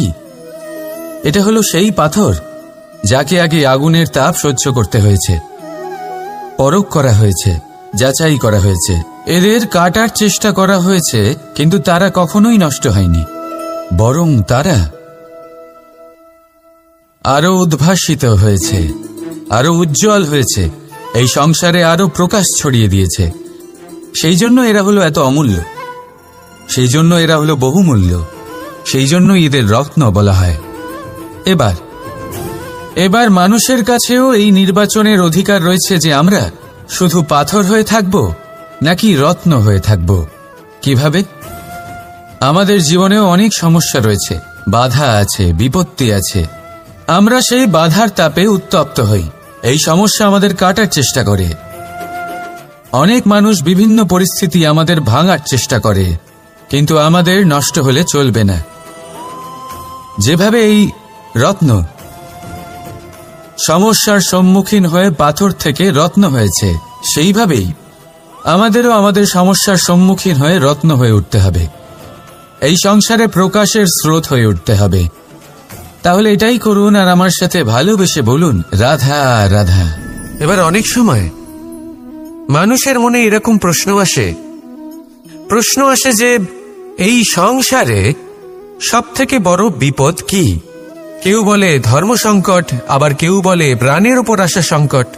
প্রত্যেক মানুষের জীবনে বিভিন্ন সংকট আসে, আর এই সমস্ত সংকট অত্যন্ত বিচিত্র হতে পারে। এই সমস্ত সংসার হলো সংকট দ্বারা পরিপূর্ণ। ঠিক আছে, আপনাকে একটা উদাহরণ দিই। একজন ধনী ব্যক্তি, এবার ওনার জীবনে সংকট কি হতে পারে? সংকট এটাই যে কেউ তার সম্পত্তি চুরি না করে নেয়, আমরা বুঝতে পারছি। এবার একজন চোর, তার জীবনে সংকট কি হতে পারে? যে চুরি করার সময় সে যদি তার একটা কাশি চাপতে না পারে, তাহলে সে ধরা পড়ে যেতে পারে, ঠিক কিনা? আবার অনেক সময় এমনও হয় যে যার জন্য আমি সংকট, সেও আমার কাছে সংকট। যেমন এই পরিস্থিতিতে দেখুন, সংকট হলো সংকট, এ তো জীবনে থাকবে, কিন্তু এর সম্মুখীন কিভাবে হওয়া যায়? খুব সরল, সব এটার ওপর নির্ভর করে, মনের ওপর। এই মনকে নিয়ন্ত্রণ করলে সব ঠিক থাকবে। এবার যদি ধনী ব্যক্তি মনকে নিয়ন্ত্রণ করে ফেলেন, নিজের অর্থের ব্যবহার শুভ কাজের জন্য, সমাজের সেবার জন্য বিকাশ করতে করেন, ওই অর্থকে একত্রিত করে না রাখেন, তাহলে চুরির সমস্যা, এই সংকট সেখানেই কেটে যাবে। এবার যদি কথা বলি সেই চোরের, তাহলে চোর যদি নিজের মনকে সংযত করে নেয়, যদি নিজের কর্মকে নিয়ন্ত্রণ করতে পারে, তাহলে এমন কোনো স্বর নেই যা ওকে ধরা পড়তে বাধ্য করবে। সেই জন্য জীবনে সংকট যতই আসুক, যত বড়ই সংকট আসুক না কেন, কবচ হলো একটাই, আর এই কবচের নাম হলো আত্মনিয়ন্ত্রণ। নিজের মনকে নিয়ন্ত্রণে রাখতে শিখুন। এটা নিজের জীবনে প্রয়োগ করে তো দেখুন। যদি আপনি করতে পারেন, তবে আপনি দেখবেন যে সংকট তো জীবনে আসা যাওয়া করে, কিন্তু সেই সংকটগুলির সম্মুখীন আপনি এইভাবে করতে পারবেন। তাহলে সেটাই করুন, আর আমার সাথে ভালোবেসে বলুন, রাধা রাধা। জীবনে যখনই আমাদের সামনে কোনো সংকট আসে, তখন আমাদের সামনে দুটো পথ খোলা থাকে। প্রথম পথ ভয়ভীত হয়ে যাওয়া, দ্বিতীয় পথ সাহসীর সাথে তার সম্মুখীন হওয়া। এই দুইয়ের উদ্দেশ্য সমান, লক্ষ্য হলো সমান, আত্মসুরক্ষা, জীবন রক্ষা। কিন্তু ভয়কে দুর্বল মনে করা হয় আর সাহসকে আপনার বল বলে মনে করা হয়। কারণ হলো এটাই যে ভয়, তা হলো শুধুমাত্র একটা প্রতিক্রিয়া, আর সেইখানে সাহস, এটা হলো একটা নিশ্চয়, একটা প্রতিবদ্ধতা। আর যদি সাহসের সাথে আপনি সংকটের সম্মুখীন হন, তাহলে হয়তো সেই সংকট আপনি চিরকালের মতো দমন করতে পারবেন। কারণ বিপদ যখন আসে, তখন সর্বপ্রথম আমাদের দ্বন্দ্ব হয় এখানে, মনে। সেই বিপদের সম্মুখীন আমরা এখানে হই। যদি এই হৃদয়কে, এই মনকে আপনি সাহসী করে তুলতে পারেন, তাহলে তাতে কখনো ভয় আসবে না, আর সেই বিপদের সম্মুখীন হওয়াও সরল হবে, জয়লাভ করাও সরল হবে। তাই নিশ্চিত রূপে সাহস হলো অধিক শ্রেষ্ঠ। জীবনে যখনই কোনো সংকট আসবে, তখনই সাহসের সাথে তার সম্মুখীন হন, আর আমার সাথে ভালোবেসে বলুন, রাধা রাধা। সংসারের সবথেকে মূল্যবান ধন কি হতে পারে? সেটা কি সেই স্বর্ণ যা দিয়ে অলংকার তৈরি করে আমরা ধারণ করি, নাকি সেই সব হিরে মুক্ত রত্ন যা হয় আমরা নিজেদের মুকুটে ধারণ করি বা হাতে আংটি বানিয়ে ধারণ করি, নাকি সেই ধন যার দ্বারা আমরা সংসারে যা চাই তাই কিনতে পারি? এই সব হলো ধন সম্পত্তি, কিন্তু সব থেকে বেশি মূল্যবান কিন্তু এরা নয়। এগুলো যে কেউ আপনার থেকে অনায়াসে কাটতে পারে। কোনো চোর চুরি করে নিতে পারে, কোনো ডাকাত এসে লুট করে নিতে পারে। সংসারের সব থেকে মূল্যবান ধন হলো সেটাই যাকে আমরা জ্ঞান বলে থাকি, যা আপনার থেকে কেউ কেড়ে নিতে পারবে না। কোনো ডাকাত লুট করে নিতে পারবে না, কোনো চোর চুরি করতে পারবে না, কোনো রাজা কর রূপে আপনার থেকে কেড়ে নিতে পারবে না। এগুলো আপনার সাথেই থাকবে। কিন্তু একটা কাজ আছে যা আপনি করতে পারেন। এই জ্ঞানরূপী ধন আপনি ছড়িয়ে দিতে পারেন। এই জ্ঞানই হলো এমন একমাত্র ধন যা ভাগ করে নিলে আরো বেড়ে যায়। সেই জন্য জীবনে সব সময় মনে রাখবেন, জ্ঞান লাভ করার বিষয়ে বেশি একাগ্র হন, ধন লাভ করার দিকে নয়। আমাদের মন প্রসন্ন চিত্ত হয়ে বলবে, রাধা রাধা। বৃক্ষের বীজ একটা সর্ষের দানার থেকেও ছোট হয়, কিন্তু যখন এটা বড় হয় তখন একটা বট গাছের মতো বৃহৎ আর মহান হয়ে ওঠে। গঙ্গা নদী, এর প্রারম্ভ হয় একটা ছোট্ট আর সরু স্রোত দিয়ে, তারপর সেটা বড় ধারায় বদলে যায়, তারপর সেটা নদীতে বদলে যায়, আর তারপর মহানদীতে পরিবর্তিত হয়।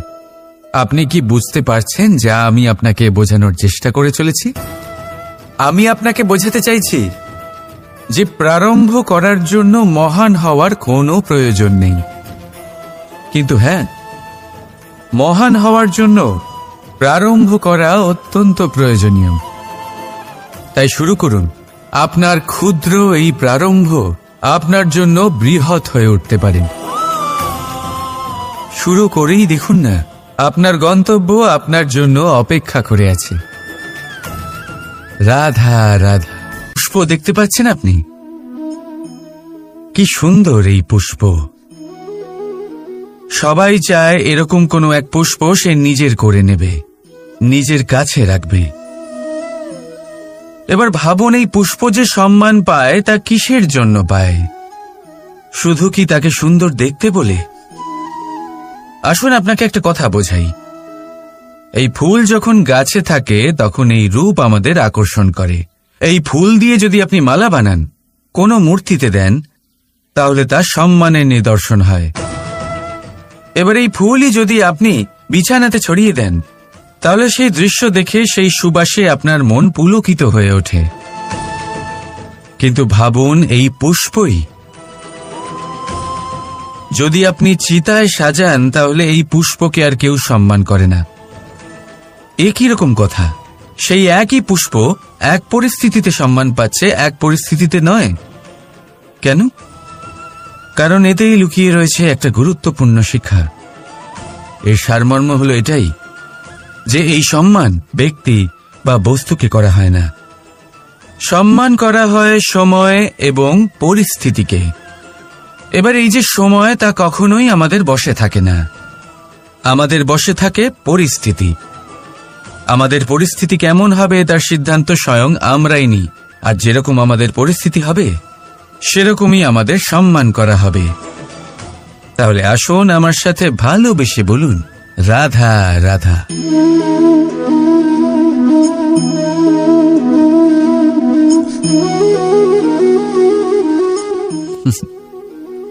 এবারে আপনারা ভাবছেন যে আমি এত একাগ্রতার সাথে এই পিঁপড়েকে কেন দেখছি। আপনাকে বলি যে আজ এই পিঁপড়েকে দেখে আমি মন্ত্রমুগ্ধ হয়ে গেছি। ওর রূপ বা ওর আকার দেখে নয়, এই পিঁপড়ের প্রচেষ্টা দেখে।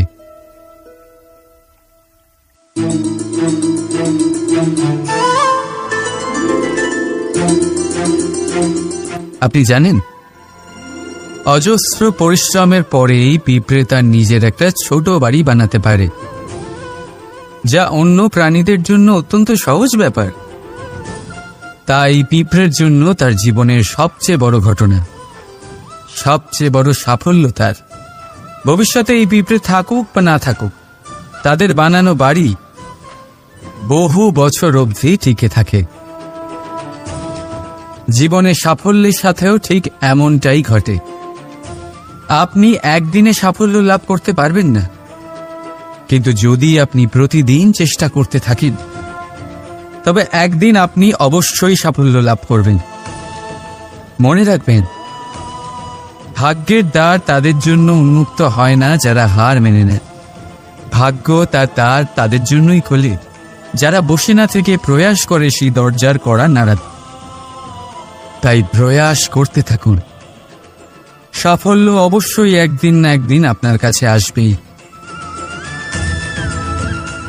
রাধা রাধা। এই তালাটা দেখতে পাচ্ছেন আপনি? এই তালাকে ভেঙেও খুলে দেওয়া যায়, আবার ভালোবেসেও খুলে দেওয়া যায়। অর্থাৎ এই তালাটা আপনি এই চাবির দ্বারাও খুলে দিতে পারেন, এই হাতুড়ি দিয়েও খুলে দিতে পারেন। কিন্তু এই খোলাতে তফাৎ আছে।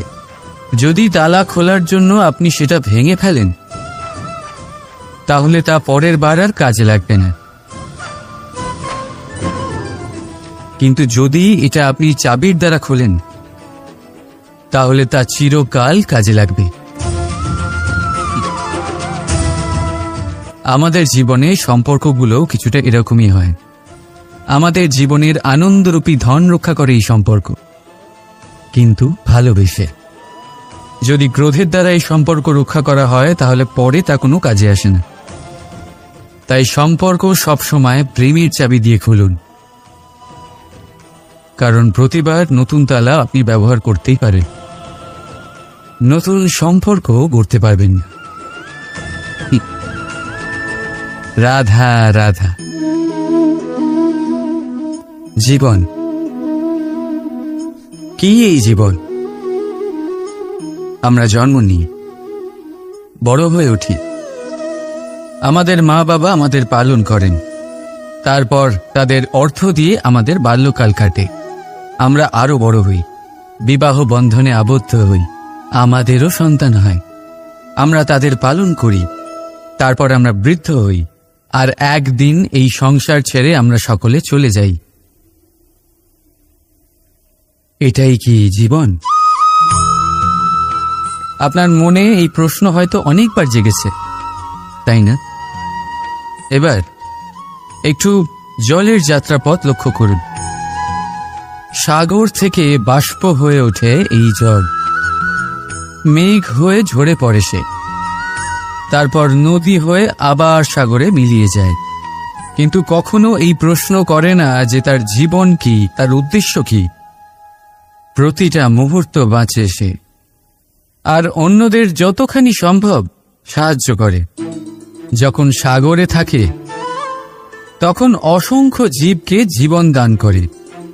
যখন সাগর থেকে বাষ্প হয়ে মেঘ হয়ে যায়, তখন চাষিদের মনে এই আশা জাগায় যে ফসল আবার ফল। যখন বর্ষা হয়ে ঝরে পড়ে, তখন এই শুকনো তৃষ্ণার্ত ধরিত্রীর তৃষ্ণা মেটায়। আর যখন নদীতে থাকে, তখন তার পাড়ে নানান গাছপালার জন্ম দেয়। কিন্তু ভাবুন, জল কি কখনো এটা ভাবে যে তার জীবন কি বা তার জীবনের উদ্দেশ্যটাই বা কি? না, সে শুধু নিজের ধর্ম পালন করে যায়, আর যতটা সম্ভব সবাইকে আনন্দ প্রদান করতে থাকে। সেই জন্যই জীবনে কখনো এই প্রশ্ন করবেন না যে এই জীবন কি, এই জীবনের উদ্দেশ্য কি। শুধু এই জীবন বাঁচুন, আর যতটা সম্ভব সবাইকে আনন্দ প্রদান করুন। মন প্রসন্ন হয়ে বলবি রাধা রাধা। কখনো বৃষ্টির জন্য হওয়া কাদার মধ্যে দিয়ে আপনি নিজের বাড়ি ফিরেছেন? পাদুকা পরার জন্য আপনি ওই কাদা থেকে অবশ্যই বেঁচে যান, কিন্তু সেই পাদুকা থেকে আগত নোংরা কাদার ছিটে আপনার বস্ত্রকে ময়লা করেই দেয়। কিন্তু তাও সেই ছিটের জন্য আপনার বস্ত্র ময়লা হয়ে যাবে, সেই জন্য আপনি পাদুকা পরা ছেড়ে দেন না। ঠিক সেইভাবেই জীবনে এমন কিছু মানুষও আসেন যারা পাদুকার মতো হন, যারা আপনাকে কাদার থেকে বাঁচিয়ে নেন, কিন্তু বস্ত্ররূপী আপনার মনের উপরে আশঙ্কার দাগ ছেড়ে যান। এইসব মানুষের জন্য নিজের মন ছোট করার কোনো প্রয়োজন নেই।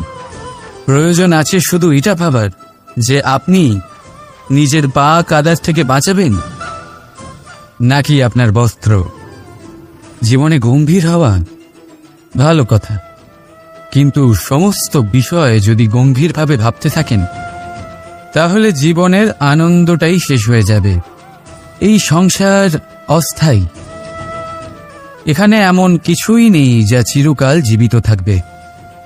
তাই যতক্ষণ এই জীবন আছে সন্তুষ্টি আর আনন্দ নিয়ে বাঁচুন। নিজের উপর আগত কাদার ছিটের দিকে মন দেবেন না, শুধু আনন্দ বিতরণ করুন। মন প্রসন্ন হয়ে বলবে রাধা রাধা। এই সংসারের সবথেকে বড় সত্যি হলো জন্ম এবং মৃত্যু, কিন্তু আরো বড় একটা সত্য আছে, মিত্র এবং শত্রু, যা আমাদের সকলের জীবনে থাকে। মিত্র সে যে আমাদের সঙ্গ দেয় এবং সংসারের সবথেকে উঁচু শিখরে আমাদের নিয়ে যায়, এবং শত্রু সে যে যে কোনো মুহূর্তে যে কোনো শিখর থেকে আমাদের নিচে ফেলে দিতে পারে। এবার বিচিত্র ব্যাপার হলো এটাই যে আমরা নিজেরাই এদের সাথে নিয়ে চলি, নিজেরাই এদের পালন করি। তা কি করে? প্রথমে বুঝুন এই মিত্র এবং শত্রু কারা। আপনার নিজের মন, আর কেউ নয়। এই মনই হলো মিত্র যখন তাতে ভারসাম্য বজায় থাকে, তা নিয়ন্ত্রিত থাকে, তা পবিত্র হয়। কিন্তু যদি এই মন অনিয়ন্ত্রিত হয়ে পড়ে, যদি আপনাকে সে নিয়ন্ত্রণ করতে শুরু করে, তখন সেই আপনার সবথেকে বড় শত্রু হয়। সেই জন্য এই মনের ওপর নিয়ন্ত্রণ রাখতে শিখুন, এতে ভারসাম্য বজায় রাখতে শিখুন। তাহলে আপনি এমন এক বন্ধুকে পাবেন যে আপনাকে এই সংসারের শিখরে পৌঁছে দেবে। আসুন আমার সাথে ভালোবেসে বলুন রাধা রাধা। ঈশ্বর আসলে কে? সংসারের বেশিরভাগ মানুষের কাছে ঈশ্বর হলেন এই সংসারের রচয়িতা, পালনকর্তা। কারোর কাছে উনি জ্ঞাতা, কারোর কাছে উনি হলেন আস্থার প্রতীক, আবার কারোর জন্য শুধুমাত্র অন্ধ বিশ্বাস। কিন্তু এই ঈশ্বর কি কোনো শরীর, নাকি একটা বোধ, নাকি শুধুই শ্রদ্ধা? ঈশ্বর হলেন তিনি যিনি হলেন আপনার ইষ্ট। সেই জন্যই তো গুরু, মাতা, পিতা এনাদেরও ঈশ্বরই বলা হয়েছে। যাদেরকে আমরা ঈশ্বর বলে মনে করি, যারা আমাদের ইষ্ট, তারা আমাদের একটি পথ দেখান, একটি দিকে চালিত করেন। সেই পথে চলে আপনি শুভ কর্ম করতে পারেন। আর যখন কোনো ব্যক্তি তার ঈশ্বরের আদেশ পালন করেন, তখন সে নিজে থেকেই শুভ পথে অগ্রসর হয়ে যান। বেশ কয়েকজন মানুষ ঈশ্বরের ওপর আস্থা রাখেন এবং ভাবেন যে অনুচিত কোনো কাজ করা উচিত নয়, ঈশ্বর দেখছেন। ওনারা ভয় পান যে কোনো অনুচিত কর্ম করলে কে জানে তার পরিণাম কি হবে। এমন অনেক ব্যক্তি রয়েছেন যারা ঈশ্বরকে বিশ্বাস করেন এবং জানেন যে ঈশ্বর তাদেরকে দেখছেন। তাই যে যে শুভ কর্ম ওনারা করেছেন তার ফল তারা অবশ্যই পাবেন। এবার আপনি ভয় পেয়ে ঈশ্বরকে বিশ্বাস করবেন নাকি বিশ্বাসের দ্বারা ঈশ্বরকে বিশ্বাস করবেন, সেই সিদ্ধান্ত আপনারই। কিন্তু হ্যাঁ, যদি আপনার মনে ঈশ্বরের জন্য কোনো স্থান থাকে, যদি আপনার কোনো ইষ্ট থাকেন, যদি আপনি কাউকে ঈশ্বর মনে করেন, যার প্রত্যেক আদেশ আপনি পালন করে থাকেন, তাহলে বলি ঈশ্বর কখনো আপনাকে অনুচিত পথে চালিত করবেন না। আসুন আমার সাথে ভালোবেসে বলুন রাধা রাধা। এই সংসারে ভিন্ন ভিন্ন ধরনের গাছ আছে, অসংখ্য ধরনের প্রজাতি আছে। কিছু গাছ পাতা দিয়ে থাকে, কিছু ফুল, কিছু ফল, কেউ ছায়া প্রদান করে, কেউ শীতলতা প্রদান করে। কেউ নিজেকে খুব কষ্ট দিয়ে এই সংসারের বিকাশে সহায়ক হয়ে ওঠে, কিন্তু এই সবার মধ্যে একটা বিষয় কিন্তু সমান। এরা প্রত্যেকেই পাতা ছাড়া, ফুল ছাড়া, ফল ছাড়া জীবিত থাকতেই পারে, কিন্তু কোনো বৃক্ষই শিকড় ছাড়া বেঁচে থাকতেই পারে না। এটাই হলো রাধার। ঠিক সেইভাবেই আমাদের জীবনে শক্তি হোক, ধন হোক বা সাফল্য হোক, আমাদের বা আমাদের পরিবারের প্রসন্নতাই হোক, এই সব কিছুর আধার হলো, সবকিছুর মূল হলো পরিশ্রম। তাই জীবনে চিরকাল পরিশ্রম করতে থাকুন। যদি আপনি জীবনে কর্ম এবং ফল, মানুষের স্বভাব হলো এটাই যে তিনি নিজের প্রত্যেক পরিশ্রমের প্রতিফল প্রার্থনা করেন। বেশিরভাগ সময় এই ফলাফলের চিন্তা করতে করতে, কল্পনা করতে করতে উনি কর্ম করতে থাকেন যে আমি এই কাজটা করলে এই ফল পাবো। সেই সব কল্পনা করতে থাকেন যা না তার হাতে আছে, না আছে অধিকার আর না আছে নিয়ন্ত্রণ। উনি শুধু নিজের কর্ম করতে পারেন। উনি কি ফল পাবেন তা তার হাতে কখনোই নেই। তাই আপনিও শুধুমাত্র কর্ম করতে থাকুন, ফলের চিন্তা করবেন না। মনে রাখবেন, শিকড় এবং শাখা যেভাবে একে অপরের সাথে জড়িয়ে, সেইভাবেই একে অপরের সাথে জড়িয়ে কর্ম এবং ফল। যেরকম কর্ম আপনি করবেন সেরকম ফল আপনি অবশ্যই পাবেন। তাই এই ফলের আশায় কর্মের সময় কখনোই নষ্ট করবেন না, কারণ যে ব্যক্তি সময় নষ্ট করেন, সময় সেই ব্যক্তিকে অবশ্যই নষ্ট করে দেয়। কর্ম করুন নিঃস্বার্থভাবে, ফলের চিন্তা করবেন না, আর আমার সাথে ভালোবেসে বলুন রাধা রাধা। কর্ম এবং ফল দেখতে গেলে এই সমস্ত ব্রহ্মাণ্ড এই দুইয়ের মাঝেই স্থির হয়ে আছে। মানুষজন কর্ম করেন ভালো ফল লাভের আশায়, আর ভালো ফল লাভের আশায় উনি এটাই ভুলে যান যে উনি যে কর্ম করছেন তা কি করছেন। আমি বলেছিলাম কর্ম করুন ফলের চিন্তা না করে, কিন্তু কি কর্ম করছেন সেই বিষয়ে ভাবাটাও অত্যন্ত আবশ্যক। নয়তো অনেক সময় আমরা এমন কর্ম করে ফেলি যা না চাইতেও বিষে পরিণত হয়, যা হয়েছে দুঃশাসনের সাথে, দুর্যোধনের সাথে, গুরু দ্রোণের সাথে। একজনের মানসিকতা উচিত ছিল না, একজনের বিবেক উচিত ছিল না, আরেকজন যে পক্ষ নির্বাচন করেছিলেন সেই পক্ষ উচিত ছিল না। আর যা কিছু ওনাদের সাথে হলো, আপনার, আমার, আমাদের সকলের সাথে তা হতে পারে। আমি বলেছিলাম কর্ম করুন, ফলের চিন্তা করবেন না, কিন্তু এই কর্মের বিষয়ে বিচার করে দেখাটাও ততটাই আবশ্যক। দেখুন, কর্ম করার উচিত প্রক্রিয়া ফলের চিন্তা না করা, কিন্তু যদি আপনার কর্ম শুভ হয় তাহলে তার ফলও নিয়তি আপনাকেই দেবে। সর্বদা কর্ম করার সময় এটা ভাবুন যে আপনার এই কর্ম এই সংসারকে, এই সমাজকে, আপনার পরিবারকে, আপনার আশেপাশের মানুষজনকে কোন দিশায় নিয়ে যাবে। যদি এটা সবার জন্য মঙ্গলময় হয় তাহলে কর্ম করতে থাকুন। আর হ্যাঁ, নিশ্চিত রূপে ফলের চিন্তা করবেন না। আসুন আমার সাথে ভালোবেসে বলুন রাধা রাধা। বটবৃক্ষের বীজ সর্ষের দানার থেকেও ছোট হয়, কিন্তু যখন তা নিজের রূপ ধারণ করে তখন তা বিশাল বৃক্ষের আকার ধারণ করে, যা সহস্র বছর ধরে বেঁচে থাকে, ছায়া প্রদান করে, পাখিদের আশ্রয় প্রদান করে, আর দেয় পথচারীদের বিশ্রাম করার স্থান। কেন? কারণ সেই ছোট বীজ তা মাটির ভেতরে গিয়ে নিজের খোলস ত্যাগ করে। অন্ধকারে থাকে সে, যতই আলো আসুক না কেন, যতই বর্ষা আসুক না কেন, সব সহ্য করে। আর তারপরে একটা চারা গাছ অঙ্কুরিত হয়, তারপর ধীর গতিতে একটা বিশাল বৃক্ষতে পরিণত হয়। দেখুন, জীবনে কঠিন সময় আসে, এই জন্য নয় যে আপনি হার মেনে নেবেন, এই জন্য আসে যাতে আপনি ভবিষ্যৎ নির্মাণের জন্য নিজেকে তৈরি করতে পারেন।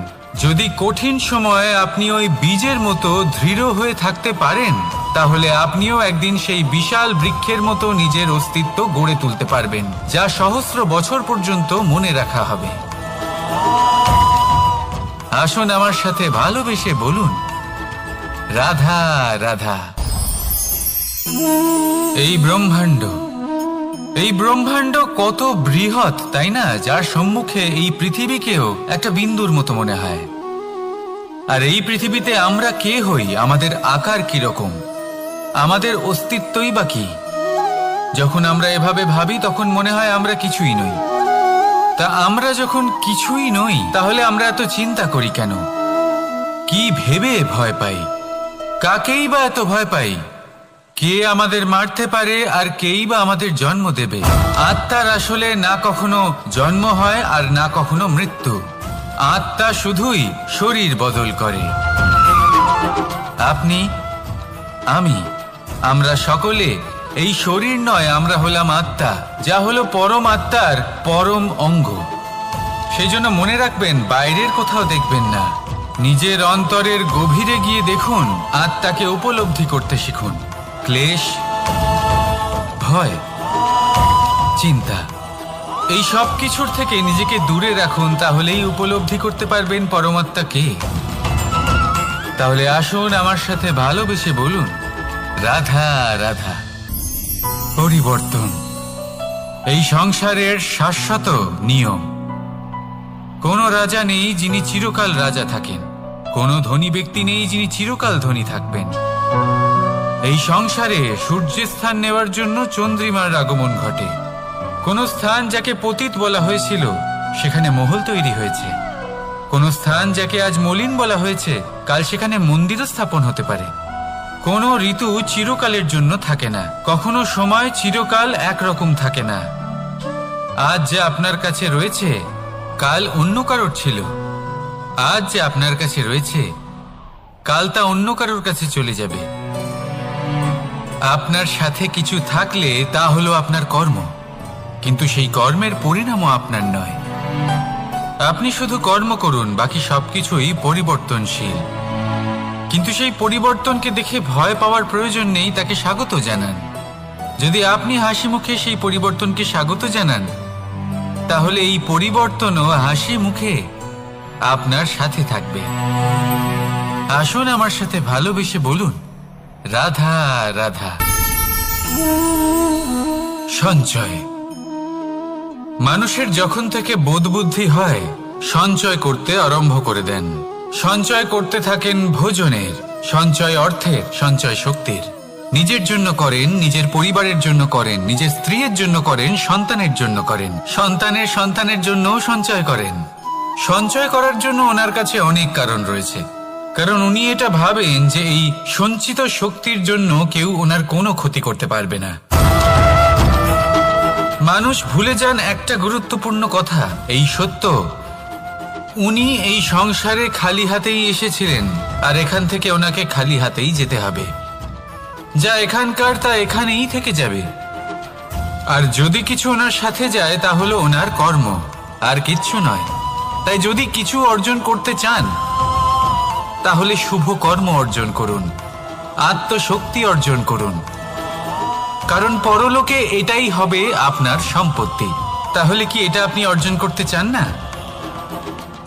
আসুন আর আমার সাথে ভালোবেসে বলুন, রাধা রাধা। সদিচ্ছা। দেখতে গেলে 3 অক্ষরে তৈরি এই শব্দ, কিন্তু সমস্ত ত্রিলোক তার উপরেই আধারিত। আপনি এই সংসারে এসেছেন, তখন অবশ্যই শ্বাস নেবেন, কিন্তু তার বদলে আপনাকে কিছু তো দিতেই হবে। আপনার উপর নির্ভর করছে আপনি কি দেবেন। কি দেবেন এই সংসারকে, এই সমাজকে, নিজের পরিবারকে, আর তার বদলে কি নেবেন? যশ নাকি অপযশ? দেখুন, এক ছিল রাবণ, যে কিনা সমুদ্র পার করল সীতাকে অপহরণ করার জন্য, আর এক ছিলেন রামচন্দ্র, যিনি সমুদ্র পার করেছিলেন, সেতু বানিয়ে গিয়েছিলেন সীতাকে ফিরিয়ে নিয়ে আসার জন্য। দুজনেই সমুদ্র পার করেছিলেন, শুধু পার্থক্য ছিল সদিচ্ছাকে বোঝার, লক্ষ্যের।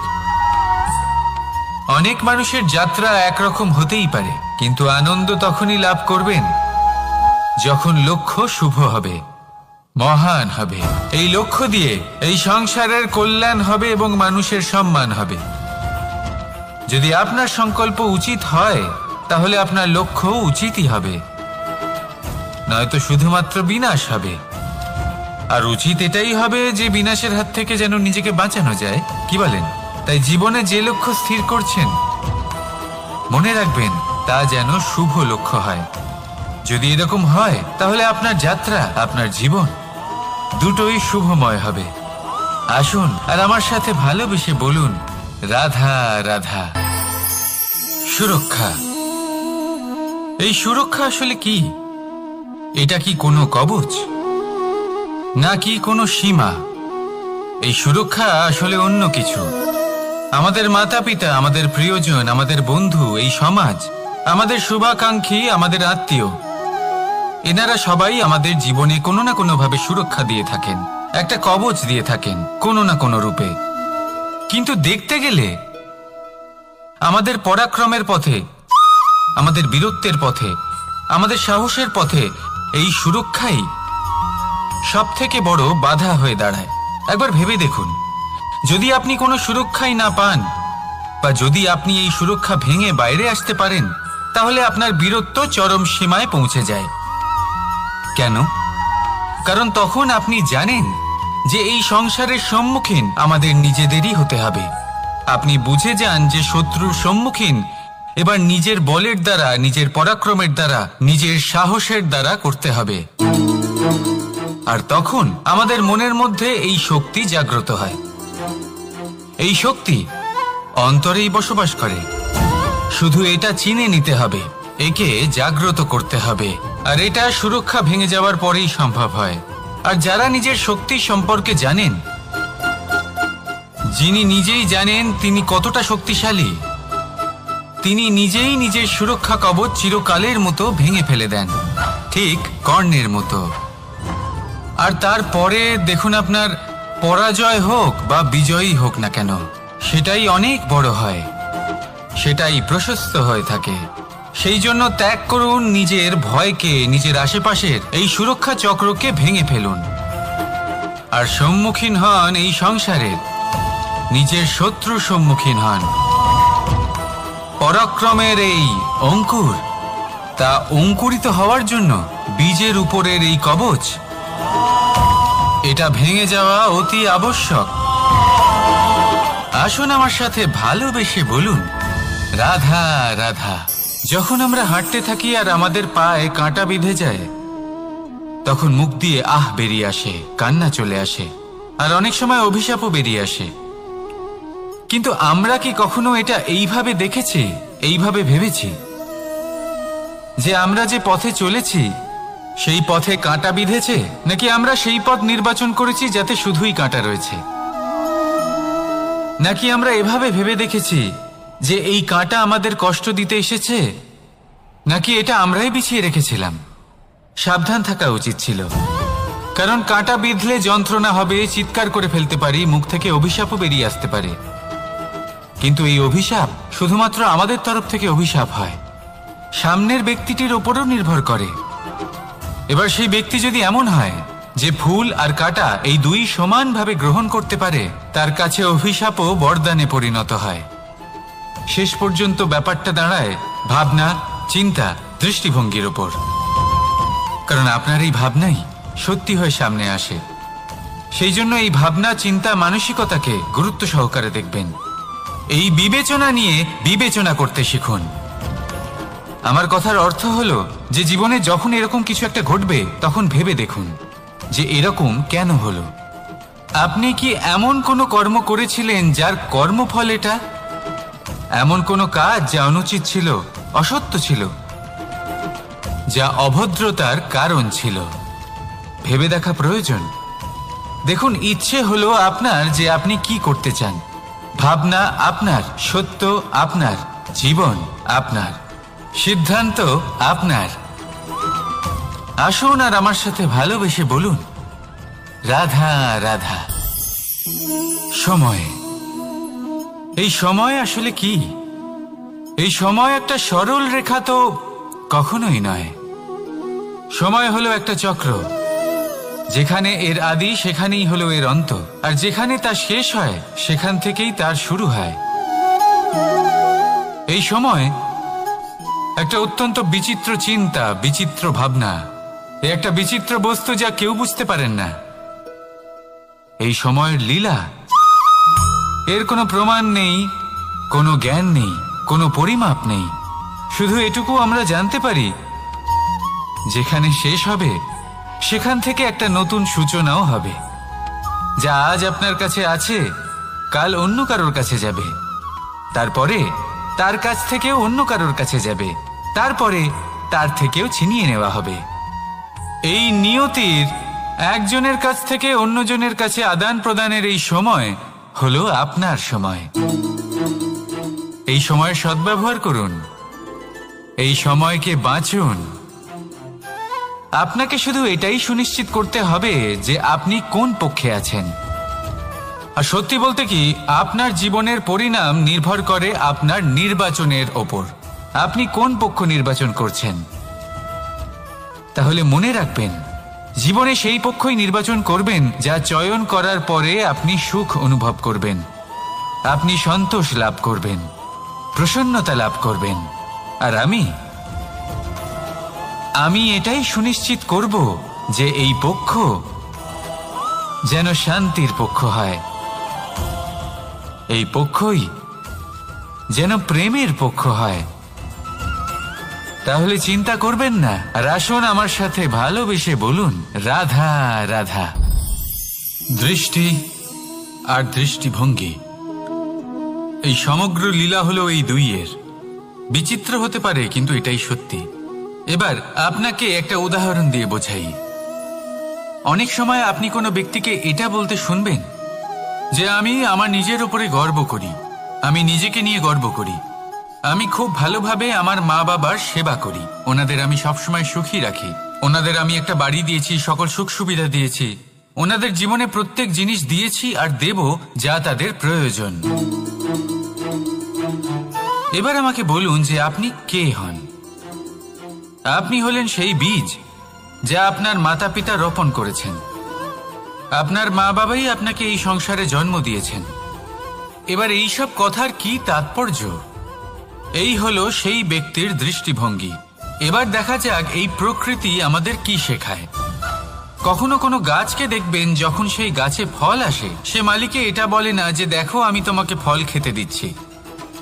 সেই বৃক্ষ এটা বলে না যে দেখো আমি তোমায় আহার করতে দিচ্ছি, কারণ ও জানে যে এটা হলো সেই মালির পরিশ্রম, এটা হলো তারই কর্মের ফল, আর এটা তারই পাওয়া উচিত। সে বলে যে তোমার জিনিস তোমাকেই অর্পণ করলাম, এ আমার জিনিস নয়। ও জানে সেই মালির গুরুত্ব আসলে কি। এটা হলো তার দৃষ্টিভঙ্গি।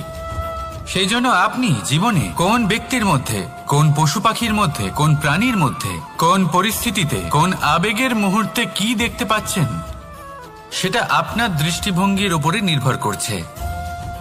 তাই নিজের মনে ধনাত্মক ভাব জাগ্রত করুন, শুভ চিন্তা নিয়ে আসুন। এই ভাবনাই সত্য হয়ে সামনে আসবে। এই দৃষ্টিভঙ্গি এমন হয়ে যাবে যে আপনার জীবনে সবকিছুই শুভ হবে। তাহলে আসুন আর আমার সাথে ভালোবেসে বলুন, রাধা রাধা। প্রতিশোধ অথবা কাউকে দুঃখ দেওয়ার ভাবনা, যদি এটা আপনার মনে থাকে, তাহলে আপনি নিজের মনেই যন্ত্রণার একটা বিশাল বৃক্ষ রোপণ করছেন, এটা মনে রাখবেন। কারণ কাউকে দুঃখ দেবার এই ভাবনা, এটা হলো সেই বীজ যা আপনার মনেই পতিত হবে, আপনার মনেই অঙ্কুরিত হবে, আর আপনার মনেই একটা বিশাল বৃক্ষরূপে বেড়ে উঠবে। জীবন আপনার, কর্ম আপনার, কাউকে দুঃখ দেবার ভাবনা আপনার ছিল, এই বৃক্ষ হলো আপনার, তাই এর ফলও আপনিই পাবেন, যা গ্রহণও আপনাকেই করতে হবে। মনে রাখবেন, যে মানুষ এটা ভাবে যে আমি ওকে দুঃখ দেব, ওকে কষ্ট দিতে চাই আমি, সেই মানুষই দুঃখ আর কষ্ট পেয়ে থাকে। যদি সেই জায়গায় আপনি এটা ভাবেন যে আমি কাউকে সুখী করে তুলতে চাই, কাউকে সুখ প্রদান করতে চাই, তাহলে তারও বীজ আপনার মনেই রোপণ হবে, বৃক্ষে পরিণত হবে, যার ফলও আপনিই পাবেন। এখানে বিষয়টা হলো শুধু মানসিকতার চিন্তা, যা সত্য হয়ে আপনার সামনে আসে। তাহলে এই মানসিকতা শুভ করুন, সবার জন্য মঙ্গল কামনা করুন। অন্যের মনে আপনার জন্য ভালো চিন্তা থাকুক বা না থাকুক, আপনি সবার জন্য শুভ চিন্তা করে কর্ম করতে থাকুন, তাহলে আপনার সাথেও ভালোই হবে। তাহলে আসুন আর আমার সাথে ভালোবেসে বলুন, রাধা রাধা। সুখ আর অভিজ্ঞতা, এই দুই জীবনে একসাথে কখনোই আসে না। মনে রাখবেন, যেখানে সুখ থাকে সেখানে অভিজ্ঞতা থাকে না। আর যখন এই সুখ